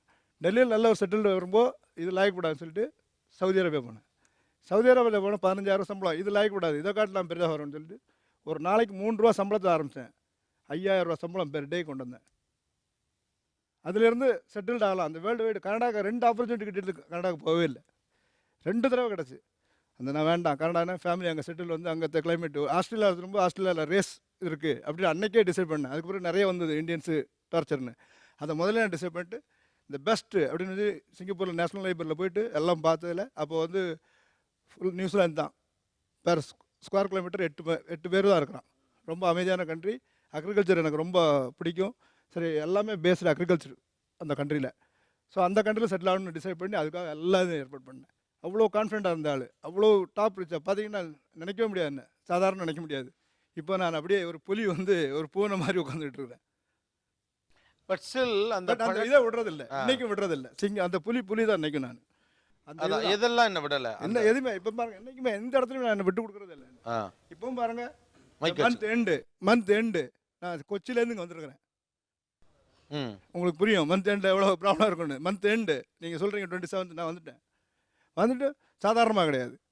இப்போவும் பார்த்தீங்கன்னாக்கா லஞ்ச் சாப்பிட்றது வெளில நல்ல ஹோட்டலில் போய் சாப்பிடுவேன். ஃப்ரெண்ட்ஸ் வந்தாங்கனாக்கா ஃப்ரெண்ட்ஸ் எல்லாம் தெரியாது, நான் போனால் உடனே நல்ல பெரிய ஹோட்டலில் தான் சாப்பாடு. எந்த ரெஸ்டாரண்ட் ஓகே நோவுமே. எதில் வந்தீங்க? ட்ரெயினில் தான். ட்ரெயின் எப்போ ரிசர்வேஷன் பண்ணி ட்ரெயினில் தான். ஏசி முன்னாடியெல்லாம் செகண்ட் ஏசி ஃபர்ஸ்ட் ஏசி தான். இப்போல்லாம் வந்து ஸ்லீப்பர் கிளாஸ். இப்போ நம்ம சில இதெல்லாம் மாற்றி செய்ய வேண்டியிருக்கு, சில இது மாற்ற வேண்டியிருக்கு. அதே நேரத்தில் அண்டர்ஸ்டூடில் வர்றதில்லை. இது வரைக்கும் அண்டர்ஸ்டூட் இல்லை. ஸ்லீப்பர் கிளாஸ் ரிசர்வேஷன் தான். வேறு எதையெல்லாம் மாற்றிக்கிட்டீங்க, எதையெல்லாம் குறுக்கிக்கிட்டீங்கம்மா பணம் குறைஞ்சதால? சார், உறவுகள் மத்தியில் போகும்போது அவங்க பொதுவாக பேசுகிற விஷயம் கூட எங்களை குறித்து சொல்கிற மாதிரி படும் சார். ஆனால் அதுக்காக விடுறதில்லை சார். அவங்க விவேக் பாண்டியன் சொன்னால் எப்படி இருந்து இவங்க இப்படி ஆகிட்டாங்கன்னு முதுகு பின்னாடி பேசுவாங்க சார். பரவாயில்ல. ஆனால் நாங்கள் வந்து எந்த ஃபங்க்ஷனும் விடுறதில்லை சார். முடிஞ்ச அளவுக்கு எல்லா ஃபங்க்ஷனும் அட்டன் பண்ணுவோம். நாங்கள் எப்போ போலுமே எங்களை காட்டிக்குவோம் சார். நமக்கு நாளைக்கு ஒரு நாள் எங்களுக்கு வரும், பழைய நிலைமை நாங்கள் அடைவோம். அந்த நம்பிக்கை எங்ககிட்ட எப்போ இருக்குது. புதிதாக பணம் பண்ணியவர்கள், தங்களை ஏளனப்படுத்தியவர்களை அல்லது உன்னால் வெற்றி பெற முடியாது என்று சொன்னவர்களை ஜெயிக்க வேண்டும் என்ற நோக்கத்தோடு ஒரு சின்ன ரிவெஞ்ச் மைண்ட் செட்டோட, பார் நான் ஜெயித்து விட்டேன் என்று ஊருக்கு காட்டுவதற்காக செய்திருக்கிறோம் அப்படின்னு சொல்றாங்க. பட் இது ஒரு முறைனா, ஒரு பக்கம் ஊரிலேயே பெரிய குடும்பமாக வாழ்ந்தவர்கள் அதை இழந்துவிட்டு எப்படியான ஒரு வாழ்க்கையை சந்தித்துக் கொண்டு இருக்கிறார்கள் என்று இந்த தரப்பில் சொல்லுகிறார்கள். பேசலாம் வாழ்க்கை பாடம் ஒரு சிறிய இடைவேளைக்கு பிறகு. இது Aachi Masala Neeya Naana power by Ran India TMT கம்பிகள், co presented by Butterfly பவகா.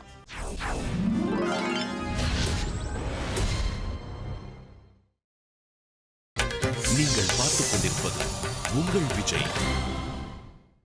Welcome back to Aachi Masala Neeya Naana power by Ran India TMT கம்பிகள், co presented by butterfly power hub. வாழ்க்கை விளையாடும் விளையாட்டுல உச்சத்திற்கு போனவர்கள் கொஞ்சம் பேர், பொருளாதார ரீதியாக அந்த பொருளாதார உச்சத்திலிருந்து கீழே வந்தவர்கள். 2 பேருமே வாழ்க்கையில் ஒரு பாடத்தை கற்றுக்கிறாங்க. பணத்தை கஷ்டப்பட்டு ஏர்ன் பண்ணவங்க அதுலேருந்து ஒரு பாடம் கற்றுக்கிறாங்க. கஷ்டப்பட்ட பணத்தை மேனேஜ்மெண்ட்னாலேயோ அல்லது ஏதோ வேறு காரணங்களாலேயோ இழந்தவர்களும் ஒரு பாடத்தை கற்றுக்கிறாங்க. ஆக மொத்தத்தில் வாழ்க்கை குறித்த ஒரு பாடத்தை சொல்லிக் கொடுத்து கொண்டே இருக்கிறது. இரு தரப்பிலும் அவர்கள் முன்வைக்கக்கூடிய விஷயங்கள் வெளியிலிருந்து இந்த நிகழ்ச்சியை பார்ப்பவர்களுக்கு ஒரு பாடத்தை கட்டாயம் சொல்லித்தரும். பேசுவோம். சுரேஷ், உங்க அப்பா ஒரு பெரிய ப்ரொடியூசர், பிக் டைம் ப்ரொடியூசர், எல்லாருக்கும் அண்ட் எல்லாருக்கும் தெரிஞ்ச ரொம்ப பிரபலமானவர். உங்கள் லைஃப்பை சொல்லுங்களேன், பிகாஸ் நீங்களும் நிறைய ஏற்ற இறக்கங்களை சந்தித்த ஒரு வாழ்க்கையில். ஓகே, உங்கள் அப்பா ஒரு பிக் ப்ரொடியூசராக இருந்ததுலேருந்து நீங்கள் சின்ன பிள்ளையிலேருந்து வளர்ந்தது இன்று வரைக்குமான ஏற்ற இறக்கங்கள் உங்கள் வாழ்க்கையில் என்ன நடந்திருக்கு? ஆக்சுவலாக வந்து முதல்ல டிஸ்கஷன் வந்து உழைப்பு டைம்ன்ற டிஸ்கஷன் வந்தது. உழைப்புன்றது நம்ம கையில் இருக்குது, டைம்ன்றது நம்ம கையில் இல்லை. பட் டைம் வர்ற வரைக்கும் நம்ம உழைச்சிக்கிட்டே இருக்கணும். அந்த டைம் வந்தால் நம்ம வந்து we can take off.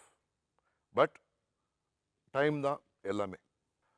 என்னை பொறுத்த வரைக்கும் என்னை விட அழகானவங்க, என்னை விட அறிவாளிங்க, என்னை விட நல்லா நடிக்கிறவங்க நிறைய பேர் வந்து பாண்டி பஜார்லேயோ இல்லை வல்சரவாக்கத்துலேயோ இருக்காங்க. பட் யாருமே இங்கே உட்காரல. மிஸ்டர் கோபிநாத் கூப்பிட்டு என்னை உட்கார வச்சுருக்கீங்க, தட் இஸ் டைம். என்னோட வாழ்க்கையில் வந்து அப் அண்ட் டவுன்ஸ் நிறைய இருந்தது. எங்கள் ஃபாதரோட வாழ்க்கை கூட சாதாரணமான அப் அண்ட் டவுன்ஸ் கிடையாது. நான் நடிகர் நடந்தேன், நான் வந்து ஃபாரின் போய் படிக்கணும்னு நினச்சேன். நான் நடிகர் நடந்தேன் வந்து எங்கள் அப்பா வந்து ராமன் பரசுராமன் ஒரு படம் எடுத்து, அது தெலுங்கில் வந்து ராமன் பரசுராமன் படம் எடுத்து, அப்போவே வந்து ஒரு 1.5 கோடி படம். அப்போல்லாம் வந்து எல்லா படமும் வந்து 50 லட்சம் 60 லட்சம் எடுப்பாங்க. ஃபாரின்ல எடுத்த படம் இல்லை, ஸோ ஃபுல்லாக ஃபாரின்ல, சிங்கப்பூர், மலேசியா, ஹாங்காங், பெரிய பட்ஜெட் படம். ஸோ அது வந்து அவர் நினைச்ச அளவுக்கு பிஸ்னஸ் ஆகல. பிகாஸ் அந்த அளவுக்கு மார்க்கெட் இல்லை. ஸோ மார்க்கெட்டை விட ஜாஸ்தி பிஸ்னஸ் பண்ணார். அவருக்கு ரிலீஸ் வந்து ரொம்ப கஷ்டமாயிடுச்சு, ஹார்ட் அட்டாக் வந்துருச்சு. நான் என்ன பண்ண போகிறேன்ற ஒரு டவுட்டில் இருந்துட்டார். ஸோ அந்த நேரத்தில் ஐ காட் இன் டு அந்த படிப்பை நிறுத்திட்டு, படிப்பு நான் நடத்திக்கிட்டு இருக்கேன் அப்படின்னு ஆக்ட் பண்ணிக்கிட்டு நான் ஒரு அசிஸ்டன்ட் எடிட்டராகவும் ஒரு டான்ஸ் அசிஸ்டண்ட்டாகவும் ட்ரை பண்ண ஆரம்பித்தேன். அந்த நேரத்தில் தான் பன்னீர் புஷ்பங்கள் எனக்கு கிடச்சிது. ஸோ மறுபடியும் நான் படங்களை நடித்து மறுபடியும் வந்து நான் I made him all right. So அந்த ஒரு நான் வந்து என் பையனுக்கு ஒன்றும் பண்ண முடியல, என் பையனை ஃபாரின் காமிச்சு படிக்க முடியல அப்படின்ற ஒரு ஆதங்கம் அவருக்கு மனசில் எப்போவுமே இருந்தது. அதுக்கப்புறம் நான் நடிகை அவரோட கடன்லாம் வந்து நிறைய நான் அடைச்சேன். அப்போது வந்து ஒரு கலர் டெலிவிஷன்ன்றது ஒரு பெரிய விஷயம். அப்போது என்னை பொறுத்த வரைக்கும் கலர் டெலிவிஷன்ன்றது ஒரு நீட். ஏன்னா நான் படத்தில் நடிக்கிறேன். எங்கள் அப்பாவை பொறுத்த வரைக்கும் அது லக்ஸரி. இந்த போரே ஒரு மாதம் நடந்தது. கடைசியில் அடம் பிடிச்சி நான் ஒரு கலர் டெலிவிஷன் வாங்கிட்டேன். அப்போ கொண்டு போய் காமிச்சார், டேய் ஒழுகுதுரா வீடு, இது சரி பண்ணலான்னு நினச்சேன்னா நீ வந்து கலர் டிவி வாங்கிட்ட. ஸோ இந்த மாதிரிலாம் பார்த்துருக்கேன். பார்த்ததுக்கப்புறம் நான் அந்த மாதிரி நிறைய நடந்திருக்கு. ஸோ அதனால் நான் லைஃப் லாங் ஒரு மிடில் கிளாஸ் மேனாகவே திங்க் பண்ணுறது செட் ஆகிட்டேன். ஈவன் தோ கேம் ஃப்ரம் ஆமாம் born with silver spoon, still இந்த ஏற்ற இறக்கங்களால ஒரு ஒரு ஒரு ஒரு ஸ்டேஜுக்கு அப்புறம் என்ன ஆகும்னா ஒரு டிஸ்என்சாண்டட் என்சாண்ட்மெண்ட்னுவாங்க பாருங்க.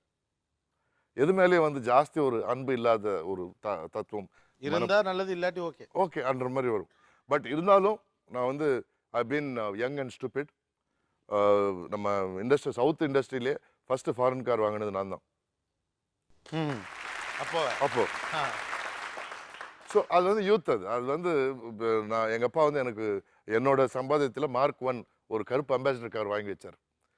ஸோ அதில் போய் நான் பன்னீர் புஷ்பங்களுக்கு அப்புறம் அதில் போகிறப்போ இந்த வண்டி தானே அப்படின்னு 4-5 பேர் சொல்லி நான் கேட்டோடனே எனக்கு ஒரு மாதிரி ஆகிப்போச்சு. ஒரு 10 படம் நடித்ததுக்கப்புறம் எங்கள் அப்பா கிட்ட சொன்னேன், இதுமாதிரி இந்த வண்டி ஏற மாட்டேன்னா அப்படின்னு சொல்லி. ஸோ அதில் ஒரு பெரிய fight. Finally it was one of the most expensive cars in Chennai city. என்ன கார்? டொயோட்டா கொரோனான்னு நினைக்கிறேன். ஓகே. அப்போ அப்போ ரொம்ப ரேர் அது. திஸ் திங் எவ்வளோக்கு வாங்குனீங்க அப்போ ஞாபகம் இருக்காதும்? கிட்டத்தட்ட 14 lakhs ஆச்சு. அப்பா அப்போ எத்தனை வருஷம் இருக்கும் அது? 14 lakhsக்கு அந்த நேரத்தில் வந்து டி நகரில் ஒரு 3-4 கிரவுண்ட் வாங்கலாம். யோசிச்சு பாருங்க, 3-4 கிரவுண்ட் வாங்கியிருந்தா நல்லா இருக்கும்ல. அதான் சொல்கிறேன், யங் அண்ட் ஸ்டூபிட்னு சொல்லி. அதுக்கப்புறம் வந்து எனக்கு பிடிச்சது வந்து ரொம்ப காஸ்ட்லியான ஒரு ரோலெக்ஸ் வாங்கினேன். பட் நான் படம் ஒன்று ப்ரொடியூஸ் பண்ணி கஷ்டத்தில் அதே ரோலெக்ஸ் வந்து நான் வைக்க வேண்டி வந்துருச்சு. இந்த வண்டி வந்து ஒரு ஆக்சிடெண்ட் ஆகி அந்த வண்டியை மாற்றிட்டு வேறு வண்டி 2-3 வண்டிக்கு அப்புறம் வண்டி மேலே ஆசை போயிடுச்சு. இந்த வாட்ச் விற்கிறது நிலைமை வந்ததுனால வாட்ச் மேலே ஆசை போயிடுச்சு. டோட்டலாக ஒவ்வொன்றா வந்து கட் ஆகிட்டு வந்தது. Today I am very happy with what I ஆம், எக்ஸ்ட்ரீம்லி ஹாப்பி. லைஃப்பில் வந்து ஒரு பேலன்ஸ்ன்றது ரொம்ப முக்கியங்க. ஏன்னா நான் வந்து இவங்க வாழ்க்கையும் கேள்விப்பட்டேன். I heard this life also. இங்கே இருந்தாலும் வந்து சந்தோஷத்தை பார்க்க முடியணும், இங்கே இருந்தாலும் சந்தோஷத்தை பார்க்க முடியணும். Be happy in your skin. Because நான் வந்து எனக்கு ஃபேமிலி வந்து ஃபிலிம் ஃப்ரெட்டர்னிட்டி தான். முதல் ரோவில் டிக்கெட் அனுப்புனவங்க, சீட் அனுப்புனவங்க 10வது ரோலையும் அனுப்பிச்சிருக்காங்க. ஏன்னா உங்கள் ஸ்டேட்டஸ் வந்து தராசில் பார்க்குறது அவங்க தான், நீங்கள் கிடையாது. உங்களை பொறுத்த வரைக்கும் நான் அதே நடிப்பு தான் நடிச்சிட்டு இருக்கேன், நான் ஹீரோ தானே, நான் வந்து கஷ்டப்படுறேனே அப்படின்னு நீங்கள் நினைக்கலாம். But it's always about what others, அவங்க எப்படி எந்த தராசில் உங்களை பார்க்குறாங்க, எவ்வளோ எடை போடுறாங்க. அதுவும் எங்கள் துறையில் வந்து வெரி மணி ரன் பிஸ்னஸ். அதனால தான் எங்களுக்கு வந்து ஷோ பிஸ்னஸ்ன்னு கூப்பிடுவாங்க, ஷோ ஹாபின்னு கூப்பிட மாட்டாங்க. ஷோ பிஸ் தான் அது. ஷோ பிஸ். ஸோ பிஸ்னஸ்ன்றதுனால நம்மக்கிட்ட 2 வார்த்தை பேசுனா கூட அதனால் என்ன பிரயோஜனம்னு யோசித்து பேசுவாங்க. It's cut throat. ஸோ அதை வந்து ஓரளவுக்கு ஒரு சில நாளுக்கு அப்புறம் புரிஞ்சுக்கிட்டேன், அண்டர்ஸ்டுட். ஸோ நான் வந்து அதுக்கப்புறம் என்ன ஆச்சுன்னா ஒரு நியூட்ரல் ஸ்டேஜுக்கு வந்துட்டேன். So now I'm happy with what ever I have. நான் வந்து என்கிட்ட இருக்கிற பணத்தை பற்றி பேச மாட்டேன், என்கிட்ட இருக்கிற பொருளை பற்றி பேச மாட்டேன், நான் எவ்வளோ வசதியாக இருக்கேன் வசதியாக இல்லைன்றதை பற்றி பேச மாட்டேன். மற்றவங்க பேசினா எப்பா உன் காசு எனக்கு தேவையில்லை, தயவு செஞ்சு அதை பற்றி பேசாத அப்படின்ற நிலைமைக்கு வந்துட்டேன் நான். ஆக்சுவலாக உங்களுக்கு ரொம்ப ஓப்பனாக பேசுகிறீங்க சுரேஷ், இப்படி ரொம்ப rare. I'm thankful for you. ஏன்னா இந்த மாதிரிலாம் ரொம்ப ஓப்பனாக பர்சனாலிட்டிஸ் பேசுகிறது கிடையாது. பட் உங்கள் வாழ்க்கையில் நிறைய அப்ஸ் அண்ட் டவுன்ஸ் இருந்திருக்கு. எந்த டே ஒரு ஹே டேன்னு சொல்லுவீங்க? ஐ எம் ஆக்சுவலி பெருமையாக சொல்லிக்கிறேன், I am the master of comebacks. ஒவ்வொரு வாட்டியும் சுரேஷ் முடிஞ்சு போச்சுன்றப்பெல்லாம் திருப்பி வந்திருக்கேன். தமிழில் முடிஞ்சு போச்சுன்றப்போ தெலுங்கில் வந்திருக்கேன், தெலுங்கில் முடிஞ்சு போச்சுன்றப்போ மொட்டையோடு வந்திருக்கேன் மறுபடியும் அசலில். So I always come back no matter what you try and put me down. It's my positivity. I love to keep smiling. எனக்கு வந்து எப்போவும் சிரிச்சுக்கிட்டு இருக்கணும் அப்படின்றது எனக்கு பிடிக்கும். மற்றவங்களுக்கு கெடுதல் நடிக்க மாட்டேன். as long as I don't think bad about somebody else, nothing will happen to me. And ஏதோ நடந்தால் கூட அது டெம்பரரி அப்படின்னு நினைக்கிற ஆள் நான். பாசிட்டிவ் எனர்ஜி நம்புகிற ஆள். என்னை சுற்றி பாசிட்டிவ் எனர்ஜி இருந்தால் என்ன ஒன்றும் பண்ணாது. It won't kill me. And உங்களை வந்து சாவடிக்காது எதுவுமே வந்து உங்களை வந்து இன்னும் ஸ்ட்ராங்காக ஆக்கும். That's what I believe. தமிழில் I been at my best. ஒரு காலத்தில் வந்து கமல் சாருக்கு அப்புறம் சுரேஷ் தான் அப்படின்னு சொல்லியிருக்காங்க. அதை வந்து ஒரு பெரிய இதுவாக நினச்சி நான் வந்து ஃப்ரெண்ட்ஸ் கிட்டலாம் போய் சொல்லி அவங்கெல்லாம் கிண்டல் பண்ணிட்டேன், கமல் சாருக்கு அப்புறம் தானே சொன்னாங்க, அதுக்கேடா இவ்வளோ ஃபீல் பண்ணுறேன் அப்படின்னு. தெலுங்கில் வந்து I was called one of the most versatile actors. எது இந்த 10 வருஷம் எங்கே 80s வந்து தமிழில், 90s வந்து ஃபுல்லாக தெலுங்கில். அண்ட் 2000லேருந்து 2005 வரைக்கும் ஐ ஸ்டார்டட் எக்ஸ்பெரிமெண்டிங். ஒரு ஹீரோ வில்லனாகவும் ஒரு காமெடி ஹீரோவாகவும் இப்படியெல்லாம் எக்ஸ்பெரிமெண்ட் பண்ண ஆரம்பித்து நிறைய அவார்டு வாங்கினேன். 2005 I had a back problem, major back problem. ஒரு 4 வருஷம் என் லைஃப்பில் வந்து என்னால் நிற்க முடியல, உட்கார முடியல, படுக்க முடியல. ஆப்ரேஷன் பண்ண 30% chance of being bedridden for life or wheel சேரில் வந்து நீங்கள் லைஃப் லாங் இருப்பீங்க அப்படின்னு சொன்னாங்க. பயந்து பயந்து பயந்து கடைசியில் வந்து நடிப்பு இந்த சினிமா துறை இல்லாத வாழ்க்கை எனக்கு தேவையில்லைன்னு நினச்சி I told my doctor go ahead. அந்த ரிஸ்க் எடுத்தேன் நான். அந்த ரிஸ்க் எடுத்து அதுக்கப்புறம் ஜிம்முக்கு போய் 32 கிலோ குறைச்சேன் 1.5 வருஷத்தில். 32 கிலோ கம்மியாகி தான் அசலுக்கு வந்தேன்.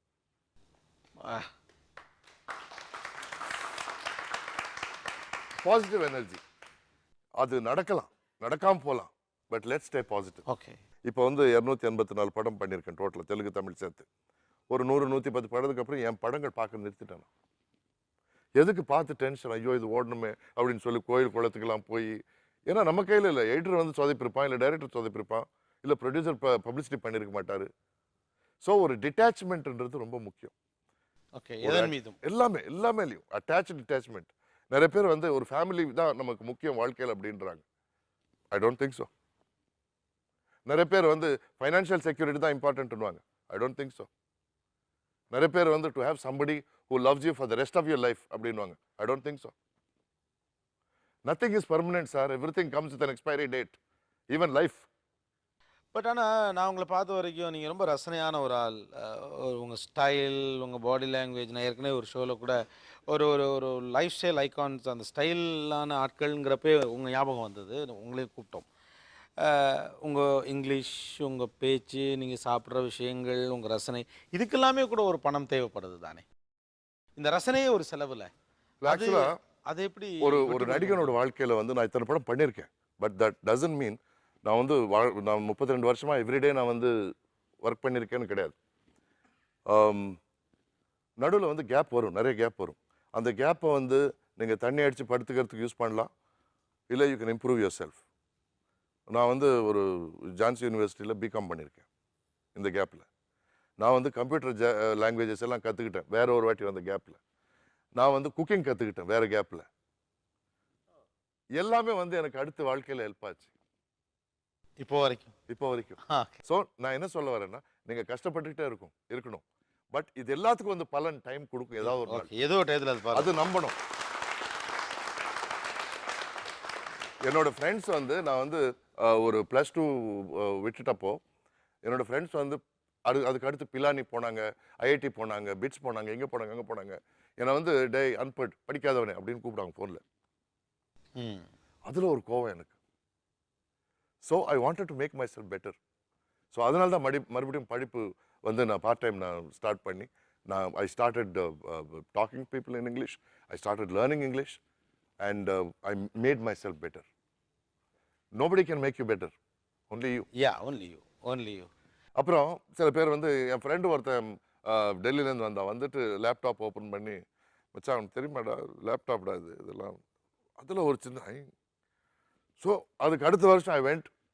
இது எல்லாத்துக்கும் வந்து பயங்கரமான பணம் தேவையில்லை சார். பயங்கரமான பணம் எதுக்கு தேவைப்படும்னா, உங்களுக்கு வந்து வேலை இல்லாதப்போ உங்கள் மொட்டை மாடி மேலே நீங்கள் கார்டன் போட்டிருப்பீங்கல்ல, அங்கே வந்து பாட்டிலாக முடிக்கிறதுக்கு பணம் தேவை. படிக்கிறதுக்கு பணம் தேவையில்லை, கற்றுக்கிறதுக்கு பணம் தேவையில்லை. So I went and learn computer languages. Today I can fix a laptop. You can fix a laptop. I can fix a laptop. இன்னைக்கு வந்து ஒரு கம்ப்யூட்டரை வந்து என்னால் அசம்பிள் பண்ண முடியும்.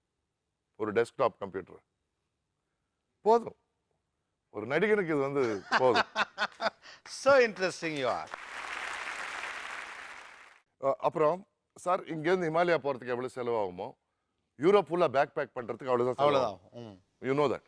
அவ்வளோதான் ஆக்சுவலாக. ஸோ ஒரு சின்ன ஜோல்னா பை எடுத்துக்கிட்டு யூரோப் ஃபுல்லாகவும் சுற்றினேன் 1.5 மாதம். அப்போ வந்து எனக்கு யாரும் டச்சப் தேவையில்லை, மேக்கப் தேவையில்லை. சுற்றி ஒரு 10 பேர் இருப்பாங்க, ஒரு ஆக்டர்னா, ஒரு ஹீரோன்னா. பட் இவங்கெல்லாம் இருக்கிறப்பவே இதெல்லாம் விட்டுட்டு நான் வந்து அங்கே ஓடி இருக்கேன். ஸோ இதுதான் வாழ்க்கை. இப்போது இவங்க வந்து சொல்கிறதுல வந்து நான் எந்த குற்றமும் சொல்லலை. நம்ம வந்து காசு வர நம்ம வந்து இன்னும் இப்படி நம்ம வளரணும், இல்லை இப்படி நம்ம வளரணும். நான் எனக்கு காசு வந்தப்போலாம் நான் ஓடி போயிருக்கேன். ஏன்னா எங்கே நான் வந்து பெரிய ஆள் நினச்சிருவானோன்ற பயத்தில் I don't want to think big.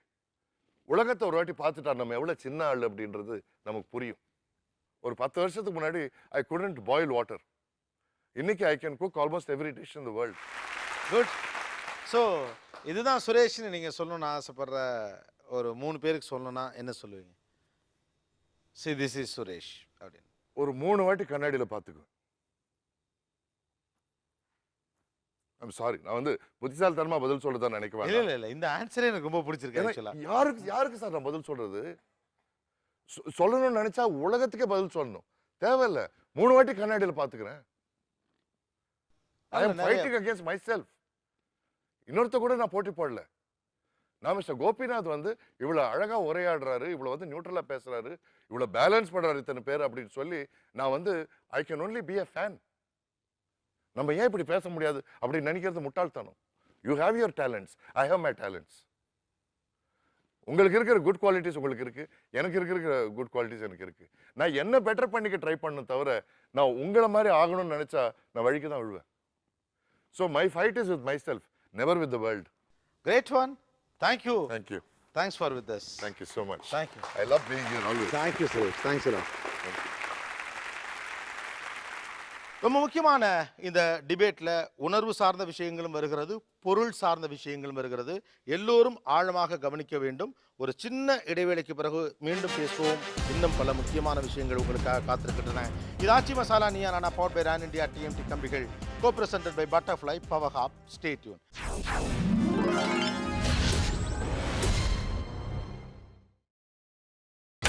நீங்கள் பார்த்துக் கொண்டிருப்பது உங்கள் Vijay. Welcome back to Aachi Masala Neeya Naana power by Ran India TMT கம்பிகள், co presented by butterfly power hob. பேசலாம். நான் இன்னொரு கெஸ்டையும் கூட இங்கே கூப்பிடணும்னு நினைக்கிறேன். நச்சுன்னு நேராக குறி வச்சு டொப்புன்னு நெத்தியில் சுற்றுவாரான அவர். Because is expert in finance and how to handle money அப்படிங்கிறதுல ஒரு முக்கியமானவர். புத்தகங்கள் எழுதுகிறவர். தொடர்ந்து நிறைய இடங்களுக்கு பணத்தை எப்படி கையாள வேண்டும் என்பது குறித்த கருத்தரங்குகளில் முன்னின்று பேசுகிறவர் திரு புகழேந்தி அவர்கள். Let's welcome Pugazh. Welcome Pugazh. Thanks for coming. ஒவ்வொருத்தர்கிட்டையும் ஒரு சக்ஸஸ் இருக்குல்ல, ஆனால் எப்படி டக்குன்னு முன்னேறினீங்க? What is that formula? என்னுடைய படிப்பு தான் சார். உங்கள் படிப்பு? எஸ். 2004 தமிழ்நாட்டில் சுயநிதி ஆசிரியர் பயிற்சி கல்லூரி, கல்வியியல் கல்லூரி வந்தபோது சரி, அதுக்குண்டான ஆலோசகராக நான் தமிழ்நாட்டிலே நான் ஒருத்தன் தான் உள்ளேன்றானே. ஓகே. அது வந்து உங்களுக்கு ஒரு பெரிய மார்க்கெட்டை கிரியேட் பண்ணி. பெரிய மார்க்கெட் சார். 2 ஜெனரேஷன் தப்பிச்சிருச்சு.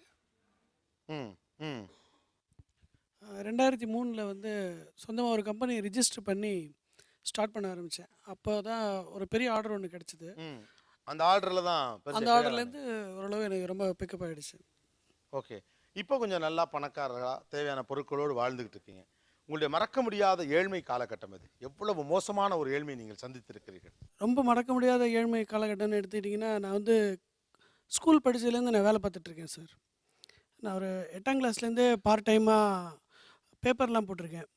காலையில் 4:30 மணிக்கெலாம் எழுந்திரிச்சு பேப்பர் போட்டுட்டு அந்த மாதிரிலாம் கஷ்டப்பட்டு இது வரைக்கும் நான் புக்கே வாங்கினதில்லை. காலேஜில் புக் எல்லாமே என்னோடய ப்ரொஃபஸர்ஸ் வந்து எடுத்து கொடுப்பாங்க.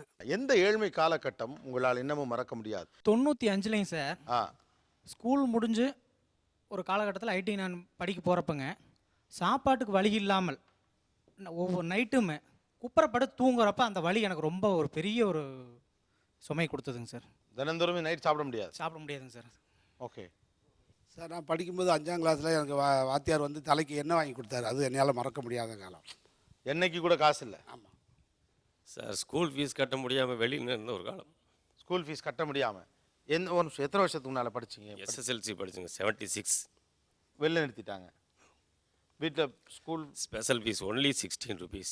16 ரூபா கட்ட முடியல. அப்போ என்ன பண்ணாங்க? ஜவுளியே வரும். இப்போ நல்லா படிக்கிற பையனா நீங்கள்? நல்லா படிப்பேங்க சார்.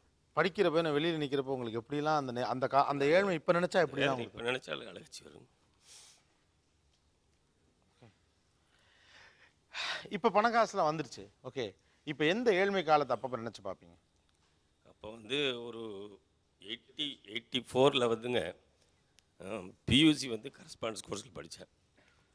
பியூசி அப்புறம் வந்து பிகாம் வந்து இப்போ ஒரே ஒரு செமஸ்டர் தான் கரஸ்பாண்டன்ஸ் கோர்ஸில் படித்தேன். அதுக்கு பிறகு வந்து ஃபீஸ் கட்ட முடியாமல் அதை விட்டுட்டாங்க. படிக்க முடியலை. இன்னும் அந்த ஏக்கம் இருக்குது. இப்பொழுது நீங்கள் ஒரு காலகட்டத்தில் நான் ரொம்ப கடுமையாக கஷ்டப்பட்டமேன்னு ஒரு காலத்தை நினச்சி பார்ப்பீங்களா? அது எந்த காலகட்டம்? நான் வந்து ரொம்ப ஏழ்மையான குடும்பத்தில் வந்தேன் சார். என்னுடைய பிள்ளைங்கள்லாம் சேர்ந்து நான் வந்து வெளியில் போயிட்டு ஸ்கூலில் நியூஸ் பேப்பர் வாங்கிட்டு வந்து அதை வந்து கவர் செய்து அதை வந்து ட்ரை கிளீனர்ஸுக்கு 100 கவர் 25 ரூபா அப்படின்னு சொல்லிட்டு போட்டு அதை வச்சு நாங்கள் சாப்பிட்டு இருக்கிறேன். கவர் வந்து செய்ய சொல்ல எங்கள் பசங்க வந்து 3ஆம் கிளாஸ் 4ஆம் கிளாஸ் படிக்கிற பசங்க, அவங்களுக்கு அந்த வேலை கொடுத்துமே அப்படின்னு சொல்லி அது நினச்சனாலும் கஷ்டமாக இருக்கும். அதே மாதிரி என்னுடைய மனைவி வந்து மனைவி மூலிமா சத்துணவு துணிங்க வாங்கி தருவாங்க சார். அது தைப்பேன். ஒரு பேண்ட்டு ஒரு ஷர்ட்டு தைச்சாக்கா 1,000 ரூபாய் ஒரு கூலி. அந்த மாதிரி நேரத்தில் நான் வந்து இது 3-4 நிகழ்ச்சி நினச்சி ரொம்ப கஷ்டப்பட்டு இருக்கிறேன் சார். வேறு என் பையனுக்கு வந்து ரொம்ப உடம்பு முடியாமல் ஒரு 500 ருபீஸ் கூட இல்லாமல் ரொம்ப சீரியஸான கண்டிஷனில் இருந்தேன். ஒரு 500 ருபீஸ் கூட என்னால் இது பண்ண முடியல 92ல். அது நினச்சா ரொம்ப இப்போ கூட ரொம்ப கஷ்டமாக இருக்கும். ரொம்ப அதுக்காக 5 வட்டிக்கெலாம் வெளியிலலாம் கடன் கேட்டு சொந்தக்காரங்கிட்டே 5 வட்டிக்கு கடன் வாங்கி அந்த கடனை வட்டி கூட கொடுக்க முடியாமல் ரொம்ப சிரமப்பட்டேன். ஸோ அதனால் அதே மாதிரி சாப்பாடு இல்லாமல் வெறும் அணில் சேமியா வாங்கி நாங்கள் 3 பேருமே சாப்பிட்டு பல நாள் படுத்துருக்கோம். எனக்கும் என் ஒய்ஃபுக்கும் தண்ணியாக பண்ணிவிடுவோம் அந்த அணில் சேமியாவை. தனியாக பண்ணால் 3 வேளையும் சாப்பிட்டுக்கலாம். அவனுக்கு வந்து தாய்ப்பால் கொடுத்துட சொல்லிவிடுவோம். ஸோ இப்படியே கிட்டத்தட்ட ஒரு வாரம் 10 நாள்லாம் நாங்கள் அது மாதிரி இருந்திருக்கோம். அதனால் அதை நினச்சா ரொம்ப ஃபீலிங்காக இருக்கும். அதனால் என்னோடய ஆஃபீஸில் இப்போ யார் வந்தாலும் சாப்பாடு மட்டும் ஃப்ரீயாக கொடுத்துருவோம் மத்தியானத்தில். ஃபஸ்ட் ஸ்டாண்டர்ட்லேருந்து 12th முடிக்க வரைக்கும் சார். என் தங்கச்சி 2 பேர் இப்போ கவர்மெண்ட் ஸ்கூலில் ஒர்க் பண்ணுறாங்க, மிடில் ஸ்கூலில் ஹெச்எம்மாக இருக்காங்க. எங்கள் அண்ணன் நாங்கள் 4 பேர் தீபாவளி அன்னைக்கு மட்டும்தான் சார் நாங்கள் இட்லி பார்த்துருக்கோம். ஃபஸ்ட் ஸ்டாண்டர்ட்லேருந்து 12th வரைக்கும் இட்லினா தீபாவளி அன்னைக்கு தான் நாங்கள் பார்க்க முடியும். புது ட்ரெஸ் எதுவும் கிடையாது. ஏன்னா எங்கள் அப்பா அங்கே 4 பேர்த்தையும் காப்பாற்ற வேண்டிய சூழ்நிலையில் இருந்தார். சார் நான் கல்லூரி படிக்கிற வரைக்கும் கூட எனக்கு சாப்பாடு முழுசாக கிடச்சதே கிடையாது, ஒரு வேளை கூட. இது வந்து சொல்கிறதுக்கு நான் கூச்சப்படுறதே கிடையாது. 1981 என்னுடைய மனைவியினுடைய நகைகளை எல்லாம் விற்று ஒரு சிறிய மருந்து கடை ஆரம்பித்து 12 வருஷம் நடத்தி, அப்போவும் கடனும் தவணையும் இருந்த நேரத்தில் 1993 மதுரையில் செல்லூரில் பெரிய வெள்ளம் ஏற்பட்டு என்னுடைய கடையினுடைய சரக்குகள் பூரா அழிஞ்சு கழுத்தளவுக்கு வெள்ளம், நீர் 3 நாட்கள் வெளியே போக இடம் இல்லாமல் நின்று அவ்வளவு சரக்கும் அதில் அழிஞ்சு போச்சு. அப்போ அந்த நேரத்தில் கடையை நடத்தவும் முடியாமல், கடன் புதுசாக வாங்கவும் முடியாமல், ஏற்கனவே இந்த கடனையை அடைக்க முடியாமல் ரொம்ப கஷ்டப்பட்டு மனைவினுடைய தாலியெல்லாம் விற்று, அப்புறம் தெய்வத்தினுடைய அருள்னால் எனக்கு அறியாமலே இன்சூரன்ஸ்லேருந்து எனக்கு ஒரு பணம் கிடச்சி மறுபடியும் கடையை ஆரம்பித்து நடத்தணும். அது ஒரு பெரிய கஷ்டமான நிலைமை. வேறு எந்த காலகட்டம் கடுமையான ஏழ்மையான காலகட்டம்? அப்பாவை சொந்த அப்பா சார். அப்பா வந்து நான் ஒரு நல்ல வைத்தியம் பண்ண முடியாமல், நல்ல உடல் ரீதியாக அவர் செக் பண்ண முடியாமல் போச்சு சார். 98 அவர் இறந்துட்டார் சார் மாரடைப்பால். நைட்டு படுத்தவர் காலையில் எந்திரிக்கல. அன்னைக்கு இந்த காசெல்லாம் இருந்தது அப்படின்னா சாகும்போது எங்கள் அப்பாட்ட ஒரு சைக்கிள் இல்லை சார் வீட்டில். நான் ஒரு கம்பெனிக்கு வேலைக்கு போனேன், ஒரு சைக்கிள் இல்லைங்க வீட்டில். அவ்வளோ கஷ்டத்தில் எங்கள் அப்பா இறந்தார் சார். இன்றைக்கி அதை நினச்சேன்னா என்றைக்கு தூங்க மாட்டேன் சார். அந்த அன்றைக்கி நைட் ஃபுல்லாக தூங்க மாட்டேன். இன்றைக்கி எங்கள் அம்மா நினச்சி இன்றைக்கி அழுகு சார். எங்கள் அப்பான்னு ஒரு வார்த்தை சொன்னாலே. 6 மாதம் டிரைவர் வேலைக்கு போனேங்க, மோட்டாரில் இன்ட்ரெஸ்ட்டுங்க. அதுக்கப்புறம் டிரைவர் வேலைக்கு போய் தான் ஒரு கார் புரோக்கர் ஆகி இன்னைக்கு கார் டீலர் ஆகிருக்கு சார். இன்னைக்கு பணம் இருக்குது, இப்போ அப்பாவுக்கு முடியலைன்னா எவ்வளோ செலவு செய்ய தயாருங்க? 1 கோடி மேலே பண்ணுவேன் சார். உடனடி கேஷாக கொடுப்பேன் சார். 1 கோடிக்கு மேலே தாங்குவேன் சார். எங்கள் அப்பாவை தங்க காரில் கூட்டிகிட்டு போவேன் சார். இன்றைக்கி ஒரு காருக்கு 3 கார் வச்சுருக்கேன் சார். எங்கள் அப்பா சாகும்போது சைக்கிள் இல்லை சார். எங்கள் வீட்டில் ஒன்றுமே இல்லை சார் எங்கள் அப்பா சாகும்போது. ஆக்சுவலாக நான் வந்து ஒரு கொரியர் பாயாக ஒர்க் பண்ணிகிட்டு இருந்தேன். அப்போது மண்டே டு சாட்டர்டே அந்த வாரம் ஃபுல்லாகவே ஒரு பிஸ்கெட் பாக்கெட் வாங்கி டெய்லி ஒரு பிஸ்கெட் பாக்கெட் காலையில் வாங்குவேன். 12 பிஸ்கெட் இருக்கும் அதில். காலையில் 4 பிஸ்கெட் சாப்பிட்டு ஃபுல்லாக தண்ணி குடிச்சிடுவேன். மத்தியானமும் அதே தான், நைட்டும் அதே தான். திங்கக்கிழமையிலேருந்து சனிக்கிழமை வரைக்கும் கிட்டத்தட்ட 6 நாள் சாப்பிடவே இல்லை. நான் சாப்பாடே சாப்பிடல. அந்த 7வது நாள் என் ஃப்ரெண்டு வீட்டுக்கு போனேன். என் பையில் இருந்த பிஸ்கெட் பாக்கெட் பார்த்துட்டு அவன் கேட்டான், ஏன்டா இதுக்காக சாப்பிடாமல் இருந்தியாடா அப்படின்னு கேட்டான். இல்லைன்னு போய் சொன்னேன். ஆனால் என்னை பார்த்தோன்னே தெரிஞ்சிச்சு. அவங்க வீட்டில் தான் நான் சாப்பாடே சாப்பிட்டேன். இன்றைக்கும் நான் நினச்சி பார்க்கும்போது என் ஃப்ரெண்டை நினச்சி பார்ப்பேன். ஒரு வாரம் சாப்பாடே சாப்பிடாமல் இருந்த நமக்கு நம்ம ஃப்ரெண்டு சாப்பாடு போட்டான். அப்படிப்பட்ட ஒரு கஷ்டமான சூழ்நிலை இனிமேல் யாருக்கும் வந்துடக்கூடாது, அந்த மாதிரி தான் எனக்கு தோணும். எனக்கு 2 பொம்பளை பசங்க இருக்குது. அந்த 2 பொம்பளை பசங்களும் வளர்க்குறதுக்கு ரொம்ப கஷ்டப்பட்டேன். ஆனால் நான் வந்து பால் கூட வாங்குறதுக்கு காசு இல்லாத என்னுடைய பெரிய பொண்ணுக்கு என்னுடைய உதட்டை கொடுத்து, அது அழுவும் பொழுது என்னுடைய உதட்டை கொடுத்து நீ அழுவாத அப்படின்னு சொல்லிட்டு, அடுத்து என்னுடைய மனைவி போயிட்டு ஒரு வீட்டில் போய் 10 ரூபா கடன் வாங்கிட்டு வந்து பால் வாங்கிட்டு வர்றது வரைக்கும் இந்த குழந்தைய அழுவாத அளவுக்கு என் உதட்டை கொடுத்து வளர்த்தேன். அந்த மாதிரி கஷ்டப்பட்டேன் நான். என்னுடைய வாழ்க்கையில் நான் வந்து கொத்தனார் வேலை செஞ்சேன். என்னுடைய காலில் ரத்தம் வரும் கொத்தனார் வேலை செய்யும் பொழுது. அப்படியே கஷ்டப்பட்டு தூக்கமே இருக்காது. நைட்டு 2 மணிக்கு 3 மணிக்கு தான், 1 மணி நேரம் தான் படுப்பேன். மறுபடியும் பஸ் பிடிச்சி வேலைக்கு போவேன், மறுபடியும் பஸ் பிடிச்சி வீட்டுக்கு வருவேன். இப்படியா ரவுண்ட்ஸ்லேயே இருந்து என்னுடைய உழைப்பை வந்து முன்னுக்கு கொண்டு வந்தேன். இப்போ என்ன பண்ணுறீங்க? இப்போ நான் கொத்தனார் பஸ் சித்தாள் வேலை செஞ்சேன், மறுபடியும் பெரிய ஆள் வேலை செஞ்சேன், மறுபடியும் கொத்தனார் ஆனேன். அந்த கொத்தனார் ஆகி ஒரு காலகட்டத்தில் என் பொண்ணு அழுத பட்சத்தில் கொஞ்சம் லேட்டாகிடுச்சு நான் சைட்டுக்கு போகிறதுக்கு. அந்த லேட்டாக ஏன் வந்த அப்படின்னு சொல்லிட்டு அந்த மேஸ்திரி என்ன பண்ணார், கழுத்தை பிடிச்சி வெளியில் தள்ளி நீ வீட்டுக்கு போ, நீ லேட்டாக வந்துட்ட அப்படின்னு சொல்லி அந்த கழுத்தை பிடிச்சி வெளியில் தன்ன ஒரு ஆனங்கம் எனக்கு என்னால் அடக்க முடியல. சரி, என்னை கழுத்தை பிடிச்சி வெளியில் தள்ளிட்ட, நான் உன் லெவலுக்கு நான் வந்து காட்டுறேன் அப்படின்னு சொல்லிட்டு அந்த வெறித்தனத்தோடு நான் உழைச்சேன். இன்றைக்கி எனக்கு கீழே ஒரு 50 பேருக்கு வேலை கொடுத்துட்ருக்கேன். பயங்கரமாக என்னை ரொம்ப இன்சல்ட் பண்ணாங்க. இப்போ என்னுடைய சட்டை பேண்ட்லாம் கைட்டினா என் உடம்பு ஃபுல்லாக காயமாக தான் இருக்கும். ஒரு ஒரு ஒரு கொத்தனாருக்கு நான் களவு கொடுத்துட்டு இருக்கும் பொழுது அந்த கொத்தனாருக்கு அவரோட கொள்றை எடுத்தனா அந்த கொள்றை எடுக்காதான்னு சொல்லிட்டு அவனுடைய மட்டப்பள்ளையில் எடுத்து என்னை அடிப்பான். அந்த மாதிரியெல்லாம் அடி வாங்கினேன். நான் மொட்டை அடிச்சேன்னா மண்டையில் உள்ள தழும்பெல்லாம் எனக்கு தெரியும். அதனால் நான் மொட்டை அடிக்கிறதே கிடையாது இது வரைக்கும். ஒரு கோயிலுக்கு போனால் கூட வேண்டிப்பேன், ஆனால் மொட்டை அடிக்க மாட்டேன். அந்த தழும்பெல்லாம் தெரிஞ்சுன்னா என்ன இப்படி இருக்கே அப்படின்னு சொல்லிட்டு மற்றவங்க ஏதாவது நினச்சிவாங்கன்னு சொல்லிட்டு மொட்டை அடிக்க மாட்டேன். அப்படியெல்லாம் வாழ்க்கையில் கஷ்டப்பட்டேன். கீழே எங்கள் அம்மா தீப்பெட்டி தொழிற்சாலையோட ஓனராக இருந்தவங்க. அவங்களே ஏழ்மையான காலகட்டத்தில் இன்னொரு தீப்பெட்டி தொழிற்சாலைக்கு கூலி தொழிலாளியாக போனாங்க. அந்த வெறியினால தான், அவங்களோட உத்வேகத்தினால தான் இந்த அளவுக்கு நான் முன்னேற முடிஞ்சது. அவங்க எங்கள் அப்பாவோட நண்பரோட தீப்பெட்டி தொழிற்சாலைக்கு கூலி வேலைக்கு போனாங்க. அவங்க கூலி வேலைக்கு போய் அவங்க சம்பாரித்து வந்து எங்கள் அப்பாவோட உடல்நிலை சரியில்லாமல் போச்சு. கம்பெனி நின்று போனனால 16 வருஷம் தீப்பெட்டி தொழிற்சாலை நடந்தது. அது நின்று போச்சு 1996. எங்கள் அம்மா வேலைக்கு போயிட்டு வந்து அவங்க சம்பாரித்து மட்டுமே தான் நாங்கள் சாப்பிட்டோம். அதுக்கப்புறம் தான் மளிகை கடை வச்சு இந்த நிலைமைக்கு உயர்ந்தோம். முழுக்க முழுக்க எங்கள் அம்மாவோட உழைப்பும் அவங்களோட ஆதரவால் மட்டுமே நான் இந்த அளவுக்கு வந்தேன். இப்போது நினைத்து வருந்தும் மனசை அரிக்கும் அந்த ஏழ்மையான காலகட்டம் இது. என் நண்பன் வந்து சேகர்னு சொல்லி 88லேருந்து 94 வரைக்கும் எங்கள் வீட்டுக்கு முழுக்க சாப்பாட்டு கொடுப்பேன். அவன் மளிகை கடை வச்சுருப்பான், வீட்டுக்கு சாப்பாடு கொடுப்பேன். அவன் இப்போ இல்லை. நான் இன்றைக்கி நல்லா இருக்கேன். அதை பார்க்க அவன் இல்லை, ரொம்ப வருத்தம். 2000 சார் சாப்பாடு ரேஷன் அரிசியில் புழுங்கல் அரிசி வாங்கி குழம்பு வைக்கிறதுக்கு காசு இல்லாமல் புளி தண்ணி கரைச்சி நிறைய நாள் சாப்பிட்ருக்கோம். அதேமாதிரி பஸ்ஸுக்கு காசு இல்லை, 2 ரூபாய் பஸ்ஸு டிக்கெட் எடுக்க முடியாமல் 4-5 மாதம் 3 கிலோமீட்டர் நடந்தே வந்து பஸ் ஏறி காலம்லாம் இன்னமும் மறக்க முடியாது. நான் இப்போ கார் ஓட்டும் போது அந்த காலத்தை நினச்சி தான் கார் ஓட்டுனே தவிர அந்த காலத்தை நினச்சி பார்த்துட்டு தான் ஓட்டுவேன் அந்த காரை. அந்த காலம் எனக்கு மறக்க முடியாது. சார் மதுரையிலேருந்து வரேன். 6th-லேருந்து 12th வரைக்கும் நாங்களே வேலை பார்த்து ஃபீஸ் கட்டணும். 12th அப்புறம் கட்டட வேலைக்கு சார் சொன்ன மாதிரி நானும் கட்டட வேலைக்கு தான் போனேன். வேறு என்ன வேலை பார்க்குறது தெரியல. நான் போனது என் ஃப்ரெண்டு வீடு. அது எனக்கே தெரியாது, ஒரு நேச்சர் நடந்தது.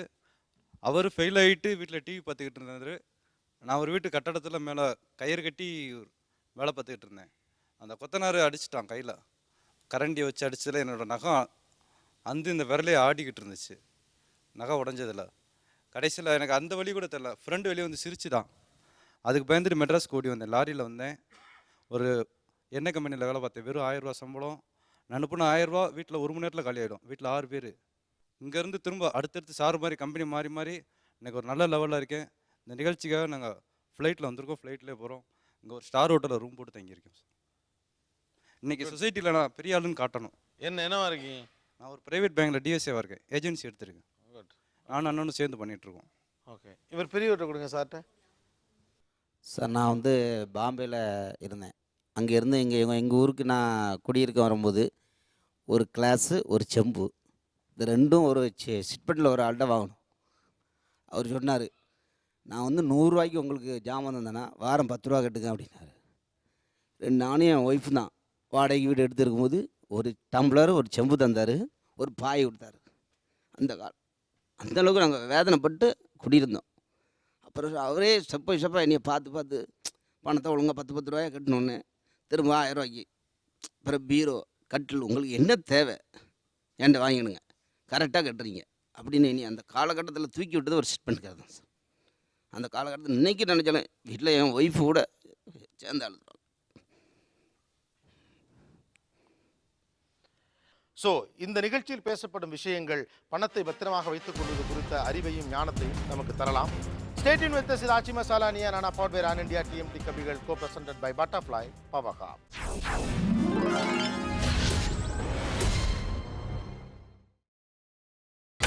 நீங்கள் பார்த்துக் கொண்டிருப்பது உங்கள் Vijay. Welcome back to Aachi Masala Neeya Naana powered by Ron India TMT கம்பிகள் co-presented by butterfly power hub. ரொம்ப முக்கியமான ஒரு விஷயம் பற்றி நம்ம பேசிட்டு இருக்கோம். வாழ்க்கையில் பொருளாதாரத்தில் அந்தஸ்தில் உயர்ந்த இடத்திலிருந்து இன்று கொஞ்சம் வீழ்த்தி அடைந்தவர்கள், மறுபக்கம் கஷ்டமான இடத்திலிருந்து மேலே வந்தவர்கள், இவங்க 2 பேருக்கும் நடுவில் என்ன மாதிரியான மன ஓட்டங்கள் ஓடிக்கொண்டிருக்கிறது, பணம் இப்போது வந்தவர்கள் எப்படி மாறி இருக்கிறார்கள், பணத்தை இழந்த பிறகு அவர்கள் எப்படி மாறி இருக்கிறார்கள், வாழ்க்கை அவர்களுக்கு என்ன பாடத்தை சொல்லி தந்திருக்கிறது, பேசுவோம். ரொம்ப வசதியாக வாழ்ந்த காலம் அது எப்படிப்பட்டது? என்னுடைய தந்தையார் உயிரோடு இருக்க வரைக்கும் ரொம்ப வசதியாக இருந்தோம். அப்பா இறந்த பிறகு தான் நம்மள்ட்ட எதுவுமே இல்லைங்கிறத புரிஞ்சுக்கிட்டேன். அதுக்கப்புறம் தான் லைஃப்பை இன்னும் அனுபவிச்சுக்கிட்டு தான் இருக்கிறேன். நீங்கள் என்எஸ்கே அவர்களுடைய பேரன், right? கலைவாணருடைய கலைவாணருடைய மகன். பேரன். அவருடைய பீரியடில் எவ்வளோ பேருக்கு என்ன நிறைய செய்கிறவர் அவர் அப்படின்னு சொல்லுவாங்க. எப்படியெல்லாம் செய்வார் அவர்? அவர் நிறைய பணம் வச்சிருந்தோம். நான் எங்கள் பாட்டி சொல்லி நான் கேள்விப்பட்டது. நாகர்கோவிலில் எங்கள் வீடு பால் காய்ச்சி சமயம் 2 மூட்டை கடுகு வந்து தாளிச்சாராம். அப்புறம் ஆயிரக்கணக்கான பேருக்கு அந்த வீட்டு பால் காய்ச்சி அப்படியே எங்கள் மாவட்டத்திலே அதே மாதிரி இதுவரைக்கும் ஒரு வீடு பால் காய்ச்சி நடந்தது கிடையாதாம். தியாகராஜ பாவதர், எம்எஸ் சுப்புலட்சுமி இவங்கெல்லாம் வந்து அந்த டைமில் அங்கே கச்சேரி நடத்துகிறாங்க. அது தாத்தாவுடைய நண்பர்கள்னால.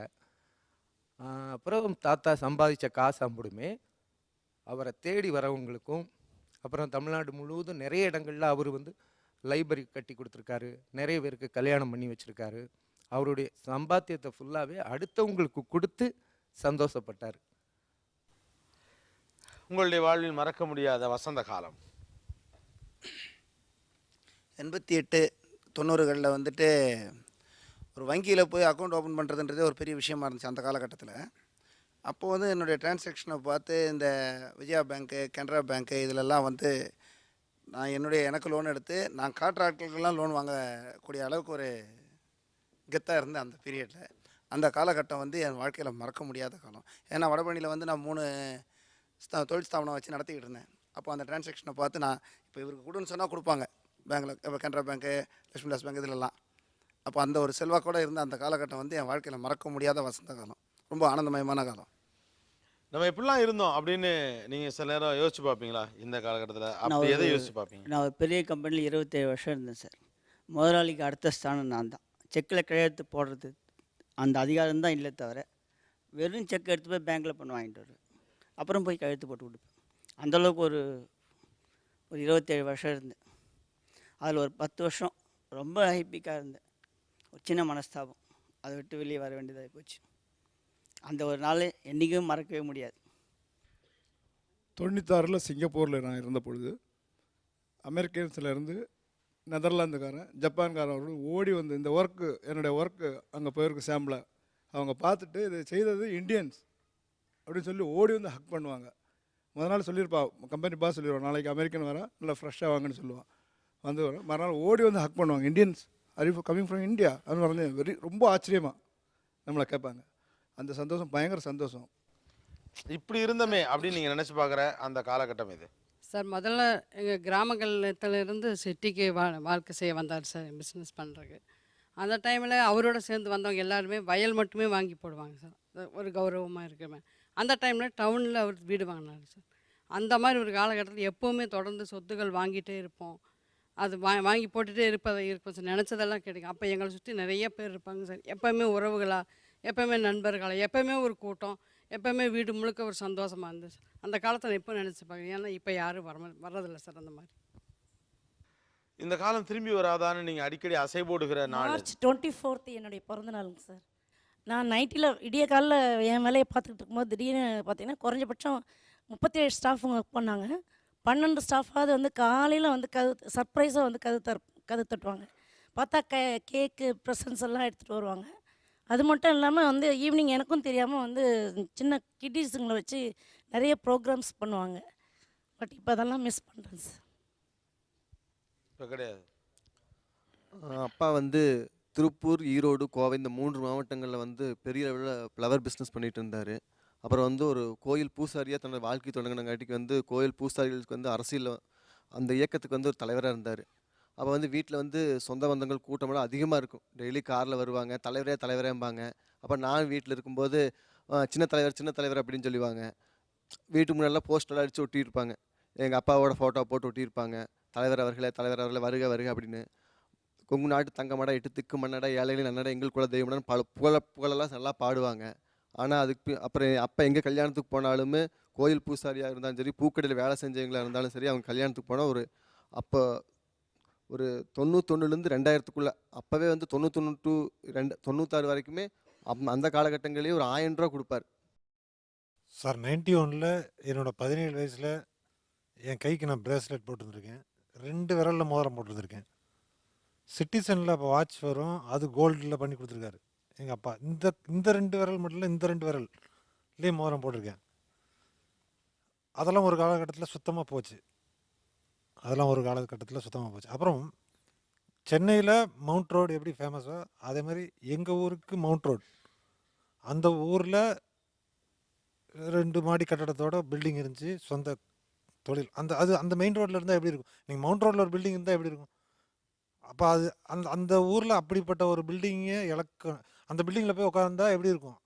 அந்த ஊருக்கே ஃபேவராக இருப்போம் எல்லாரும். அந்த மாதிரியான ஒரு பில்டிங்கில் போய் அப்படி ஆணவமாக கர்வமாக அப்படிலாம் உட்காந்துருக்கேன், இருந்திருக்கேன், ஜாலியாக இருந்திருக்கேன், புரியாத்தனமாக இருந்திருக்கேன், வாழ்ந்திருக்கேன். நாம் என்ன செய்கிறோன்றதே புரியாமல் அதை இழந்திருக்கேன். எங்கள் சித்தப்பா வந்து ஃபாரினில் இருந்தாங்க சார். ஃபாரினில் இருந்து இங்கே வந்து ஒரு 98 வந்தாங்க. 98 குழந்தைப்பா வந்தாங்க. அப்போ வந்து பார்த்திங்கன்னா ஒரு 250 டிஷர்ட்டு கொண்டு வந்தாங்க. கொண்டு வந்து என்ன பண்ணாங்கன்னா வீட்டு வாசலில் வச்சுக்கிட்டு எல்லாருக்குமே வரவங்க போகிறாங்க, அந்த தெருவில் யார் வந்தாலும் சரி அவங்களுக்கு அந்த டிஷர்ட்டை கொடுத்தது ஏதாவது ஒன்று கொடுத்துறது இது பண்ணிட்டாங்க சார். இப்போ பார்த்தீங்கன்னா இப்போ நான் வந்து இன்ஜினியரிங் பண்ணிகிட்டு இருக்கேன். திருச்சியில் ஒரு காலேஜில் இன்ஜினியரிங் பண்ணிகிட்டு இருக்கேன் சார். ஃபஸ்ட் இயர் பண்ணிகிட்டு இருக்கேன். என்கிட்ட ஒரு நல்ல ஷர்ட் கிடையாது சார். நல்ல ஷர்ட்னா 200 ரூபாய்க்கு எடுப்பேன். அதுக்கு எங்கள் அம்மா எடுத்து கொடுப்பாங்க, ஆனால் நான் எடுக்க மாட்டேன். எனக்கு போதும் இப்போ 800 ரூபாய்க்கு எடுக்கிறேன்னா அதுக்கு நான் 4 ஷர்ட் எடுத்துக்கணும்னு எடுத்துவேன். எங்கள் பசங்க என் ஃப்ரெண்ட்ஸ் வந்து சார் நீயா நான் போகிறேன், எனக்கு இப்போ என் ஃப்ரெண்டு என் மேலே ஏறாங்கிறது 500 ரூபா போட்டு இந்த ஷர்ட் எடுத்து கொடுத்தானோ சார். எனக்கு அவனுக்கு நான் இன்னும் உண்மையாலுமே நான் தேங்க்ஸ் சொல்கிறேன் சார். 500 ரூபா போட்டு இந்த ஷர்ட் எடுத்து கொடுத்தாங்க சார். நான் அப்பயே அந்த வயசுலேயே எனக்கு சஃபாரி ஷூட் 2500 ரூபாய்க்கு எடுத்தாங்க சார். 95ல் 2500 ரூபாய் சஃபாரி ஷூட் எடுக்கிறது எப்படின்னு உங்களுக்கு தெரியும். இப்போ வந்து ஒரு 200 ரூபாய்க்கு ஷர்ட் எடுக்கிறதுக்கு நான் 5 தடவை யோசிக்கிறேன் சார். ஒரு சாதாரணமாக தீபாவளிக்குன்னா சித்தப்பா 2 சித்தப்பா அப்பா 3 பேர் சேர்ந்துட்டு எனக்கும் என் தம்பிக்கு மட்டுமே திட்டத்தட்ட 15000 ரூபாய்க்கு வாங்கி கொடுப்பாங்க சார் ட்ரெஸ்ஸு. பட்டாசுன்னு பார்த்தீங்கன்னா ஒரு குறைஞ்சபட்சம் 7000 ரூபாய்க்கு வருங்க சார். இந்த வருஷம் தீபாவளிக்கு கொடுமைக்கு ஒரு பட்டாசு வாங்க காசு இல்லை சார். ஒரு பட்டாசு வாங்க உண்மையிலுமே ஒரு பட்டாசு தம்பிக்கு வாங்கி கொடுக்க முடியல என்னால். 2 பேருமே வாழ்க்கையில் ஒரு பாடத்தை கற்றுக்குறாங்க. பணத்தை கஷ்டப்பட்டு ஏர்ன் பண்ணவங்க அதுலேருந்து ஒரு பாடம் கற்றுக்குறாங்க. கஷ்டப்பட்ட பணத்தை மிஸ்மேனேஜ்மெண்ட்னாலேயோ அல்லது ஏதோ வேறு காரணங்களாலேயோ இழந்தவர்களும் ஒரு பாடத்தை கற்றுக்குறாங்க. ஆக மொத்தத்தில் வாழ்க்கை குறித்த ஒரு பாடத்தை சொல்லிக் கொடுத்து கொண்டே இருக்கிறது. ஒரு சின்ன இடைவேளைக்கு பிறகு மீண்டும் பேசுவோம். இன்னும் பல முக்கியமான விஷயங்கள் உங்களுக்காக காத்திருக்கின்றன. இது Aachi Masala Neeya Naana power by Ran India TMT கம்பிகள், co-presented by Butterfly Power Hub. Stay tuned.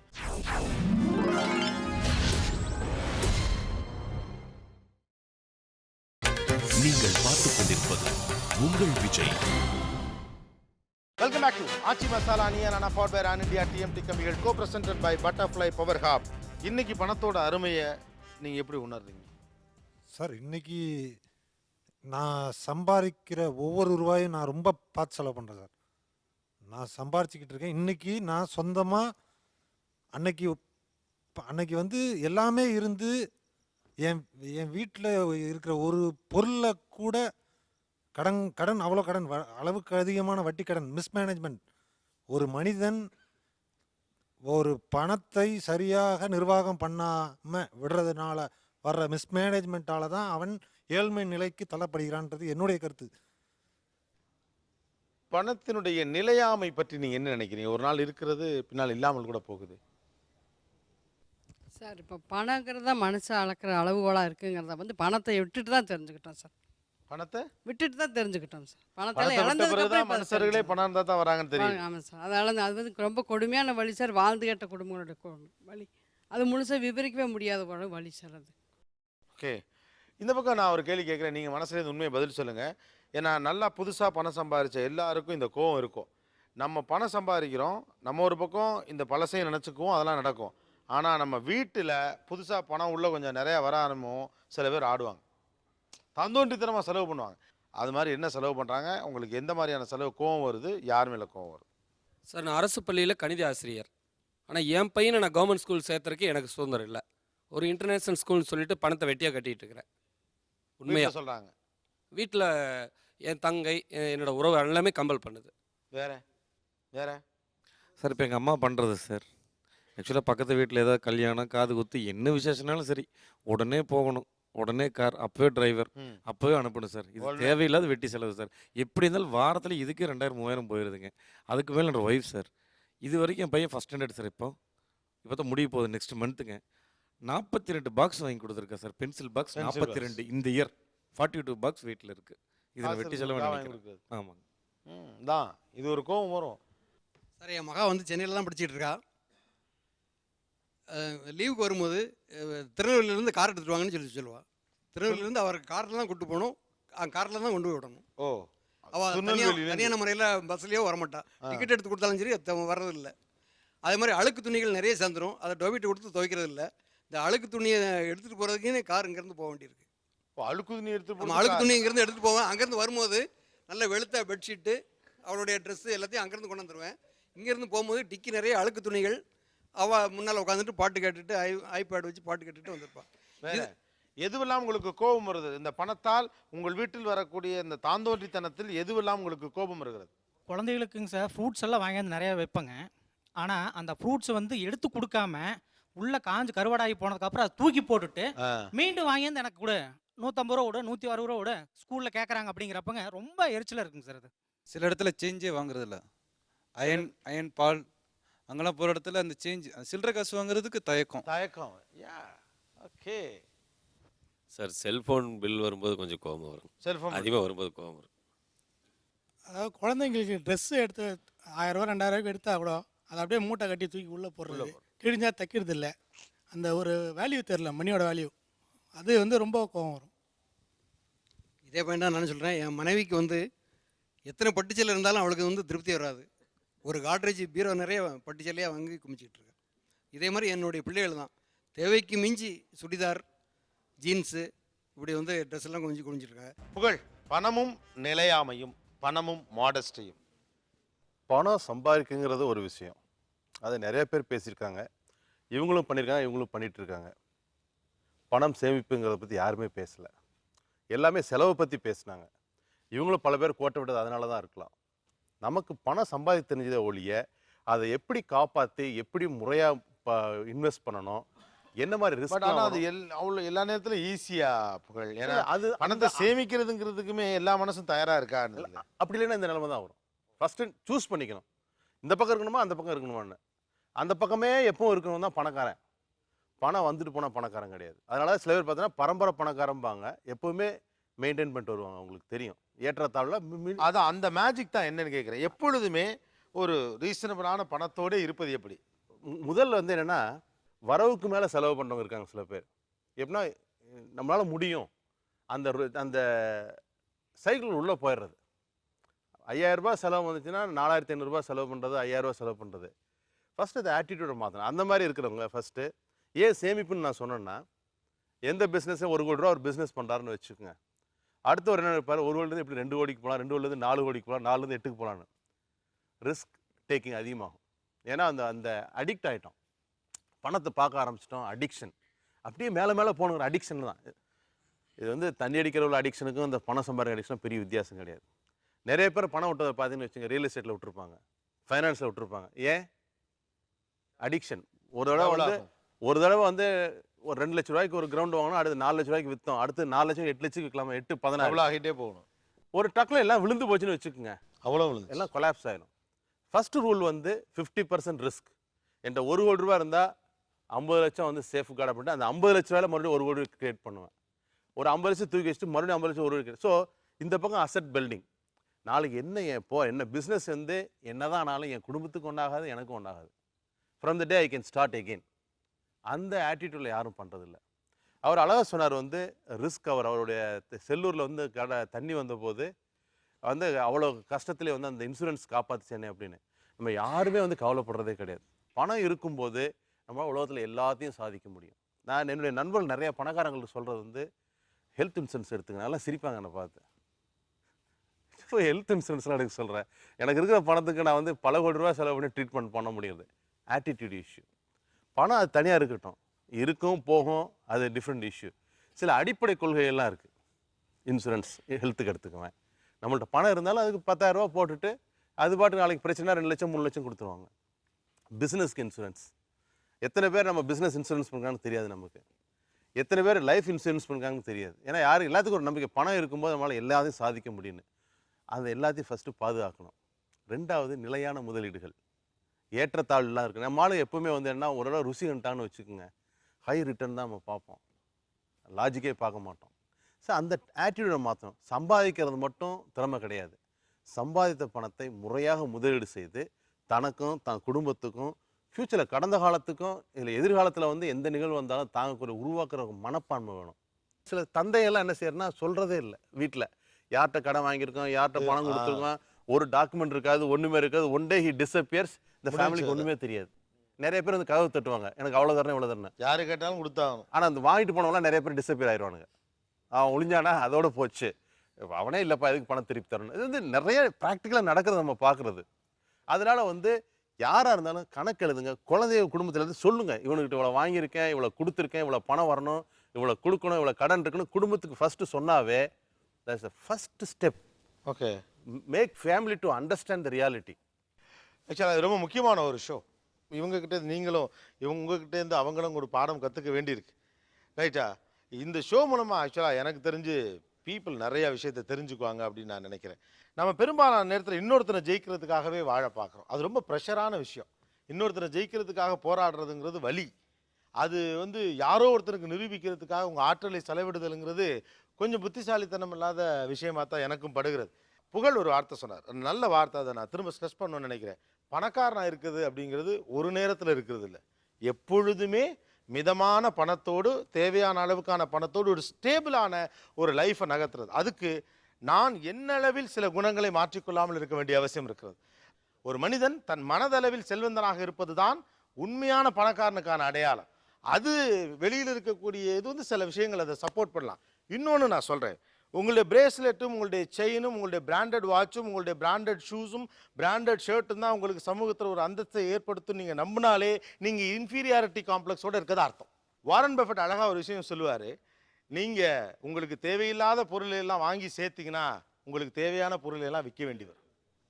Life is very simple. இந்த பக்கம் என்னுடைய வாழ்த்துக்கள். மீண்டும் விட்ட இடத்தை நீங்கள் தொடுவீர்கள். தயவு செய்து தன்னம்பிக்கையோடும் முயற்சியோடும் தொடர்ந்து விளையுங்கள். Don't worry about it. இது Aachi Masala Neeya Naana, powered by Ran India TMT கம்பிகள், co presented by butterfly power hob. Stay tune.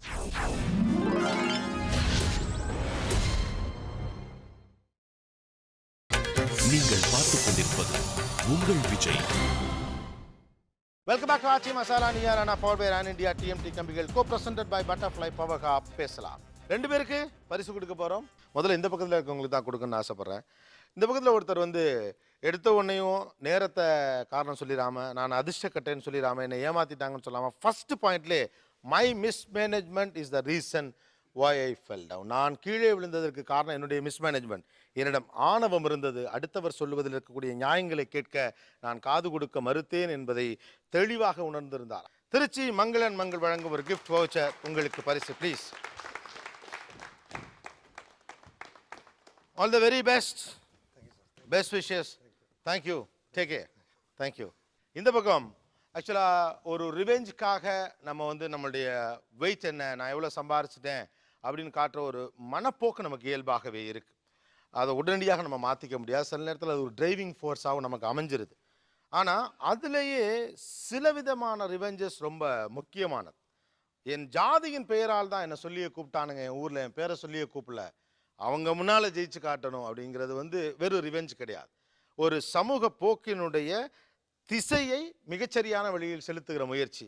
பொண்ணுக்கு வைரத்தோடு போட்டு போ அப்படின்னு அனுப்புனதாக இருக்கட்டும், பணம் வந்த பிறகும் பணத்துடைய மதிப்பு தெரிஞ்சு 150 ரூபாய்க்கு காய்கறி வாங்கி அதை யூஸ் பண்ணாமல் அதை தூக்கி கொட்டிட்டு அந்த பழத்தை இன்னொரு 150 ரூபாய்க்கு பழம் கேட்குறப்ப எனக்கு சுருக்குங்குது, பணம் வேஸ்ட்டாக போகுதுன்னு தெரிகிற வேல்யூ ஃபார் மணி பற்றியும் கரெக்டாக சொன்ன அவருக்கு அந்த பரிசை கொடுக்கணும்னு ஆசைப்படுவாங்க. திருச்சி சுசி பார்க் ஹோட்டல்ஸ் வழங்கும் ஒரு கலர் டிவி பரிசு. வாழ்த்துக்கள் sir. All the very best wishes. Thank you. நிகழ்ச்சியில் கலந்து கொண்ட அனைவருக்கும் கோபிநாத்தின் நெஞ்சார்ந்த நன்றிகள். மீண்டும் இன்னொரு சந்தர்ப்பத்தில் பேசுவோம். ஆச்சி Masala Neeya Naana, power by Ran India TMT கம்பிகள், co presented by butterfly power hob. நன்றி, வணக்கம்.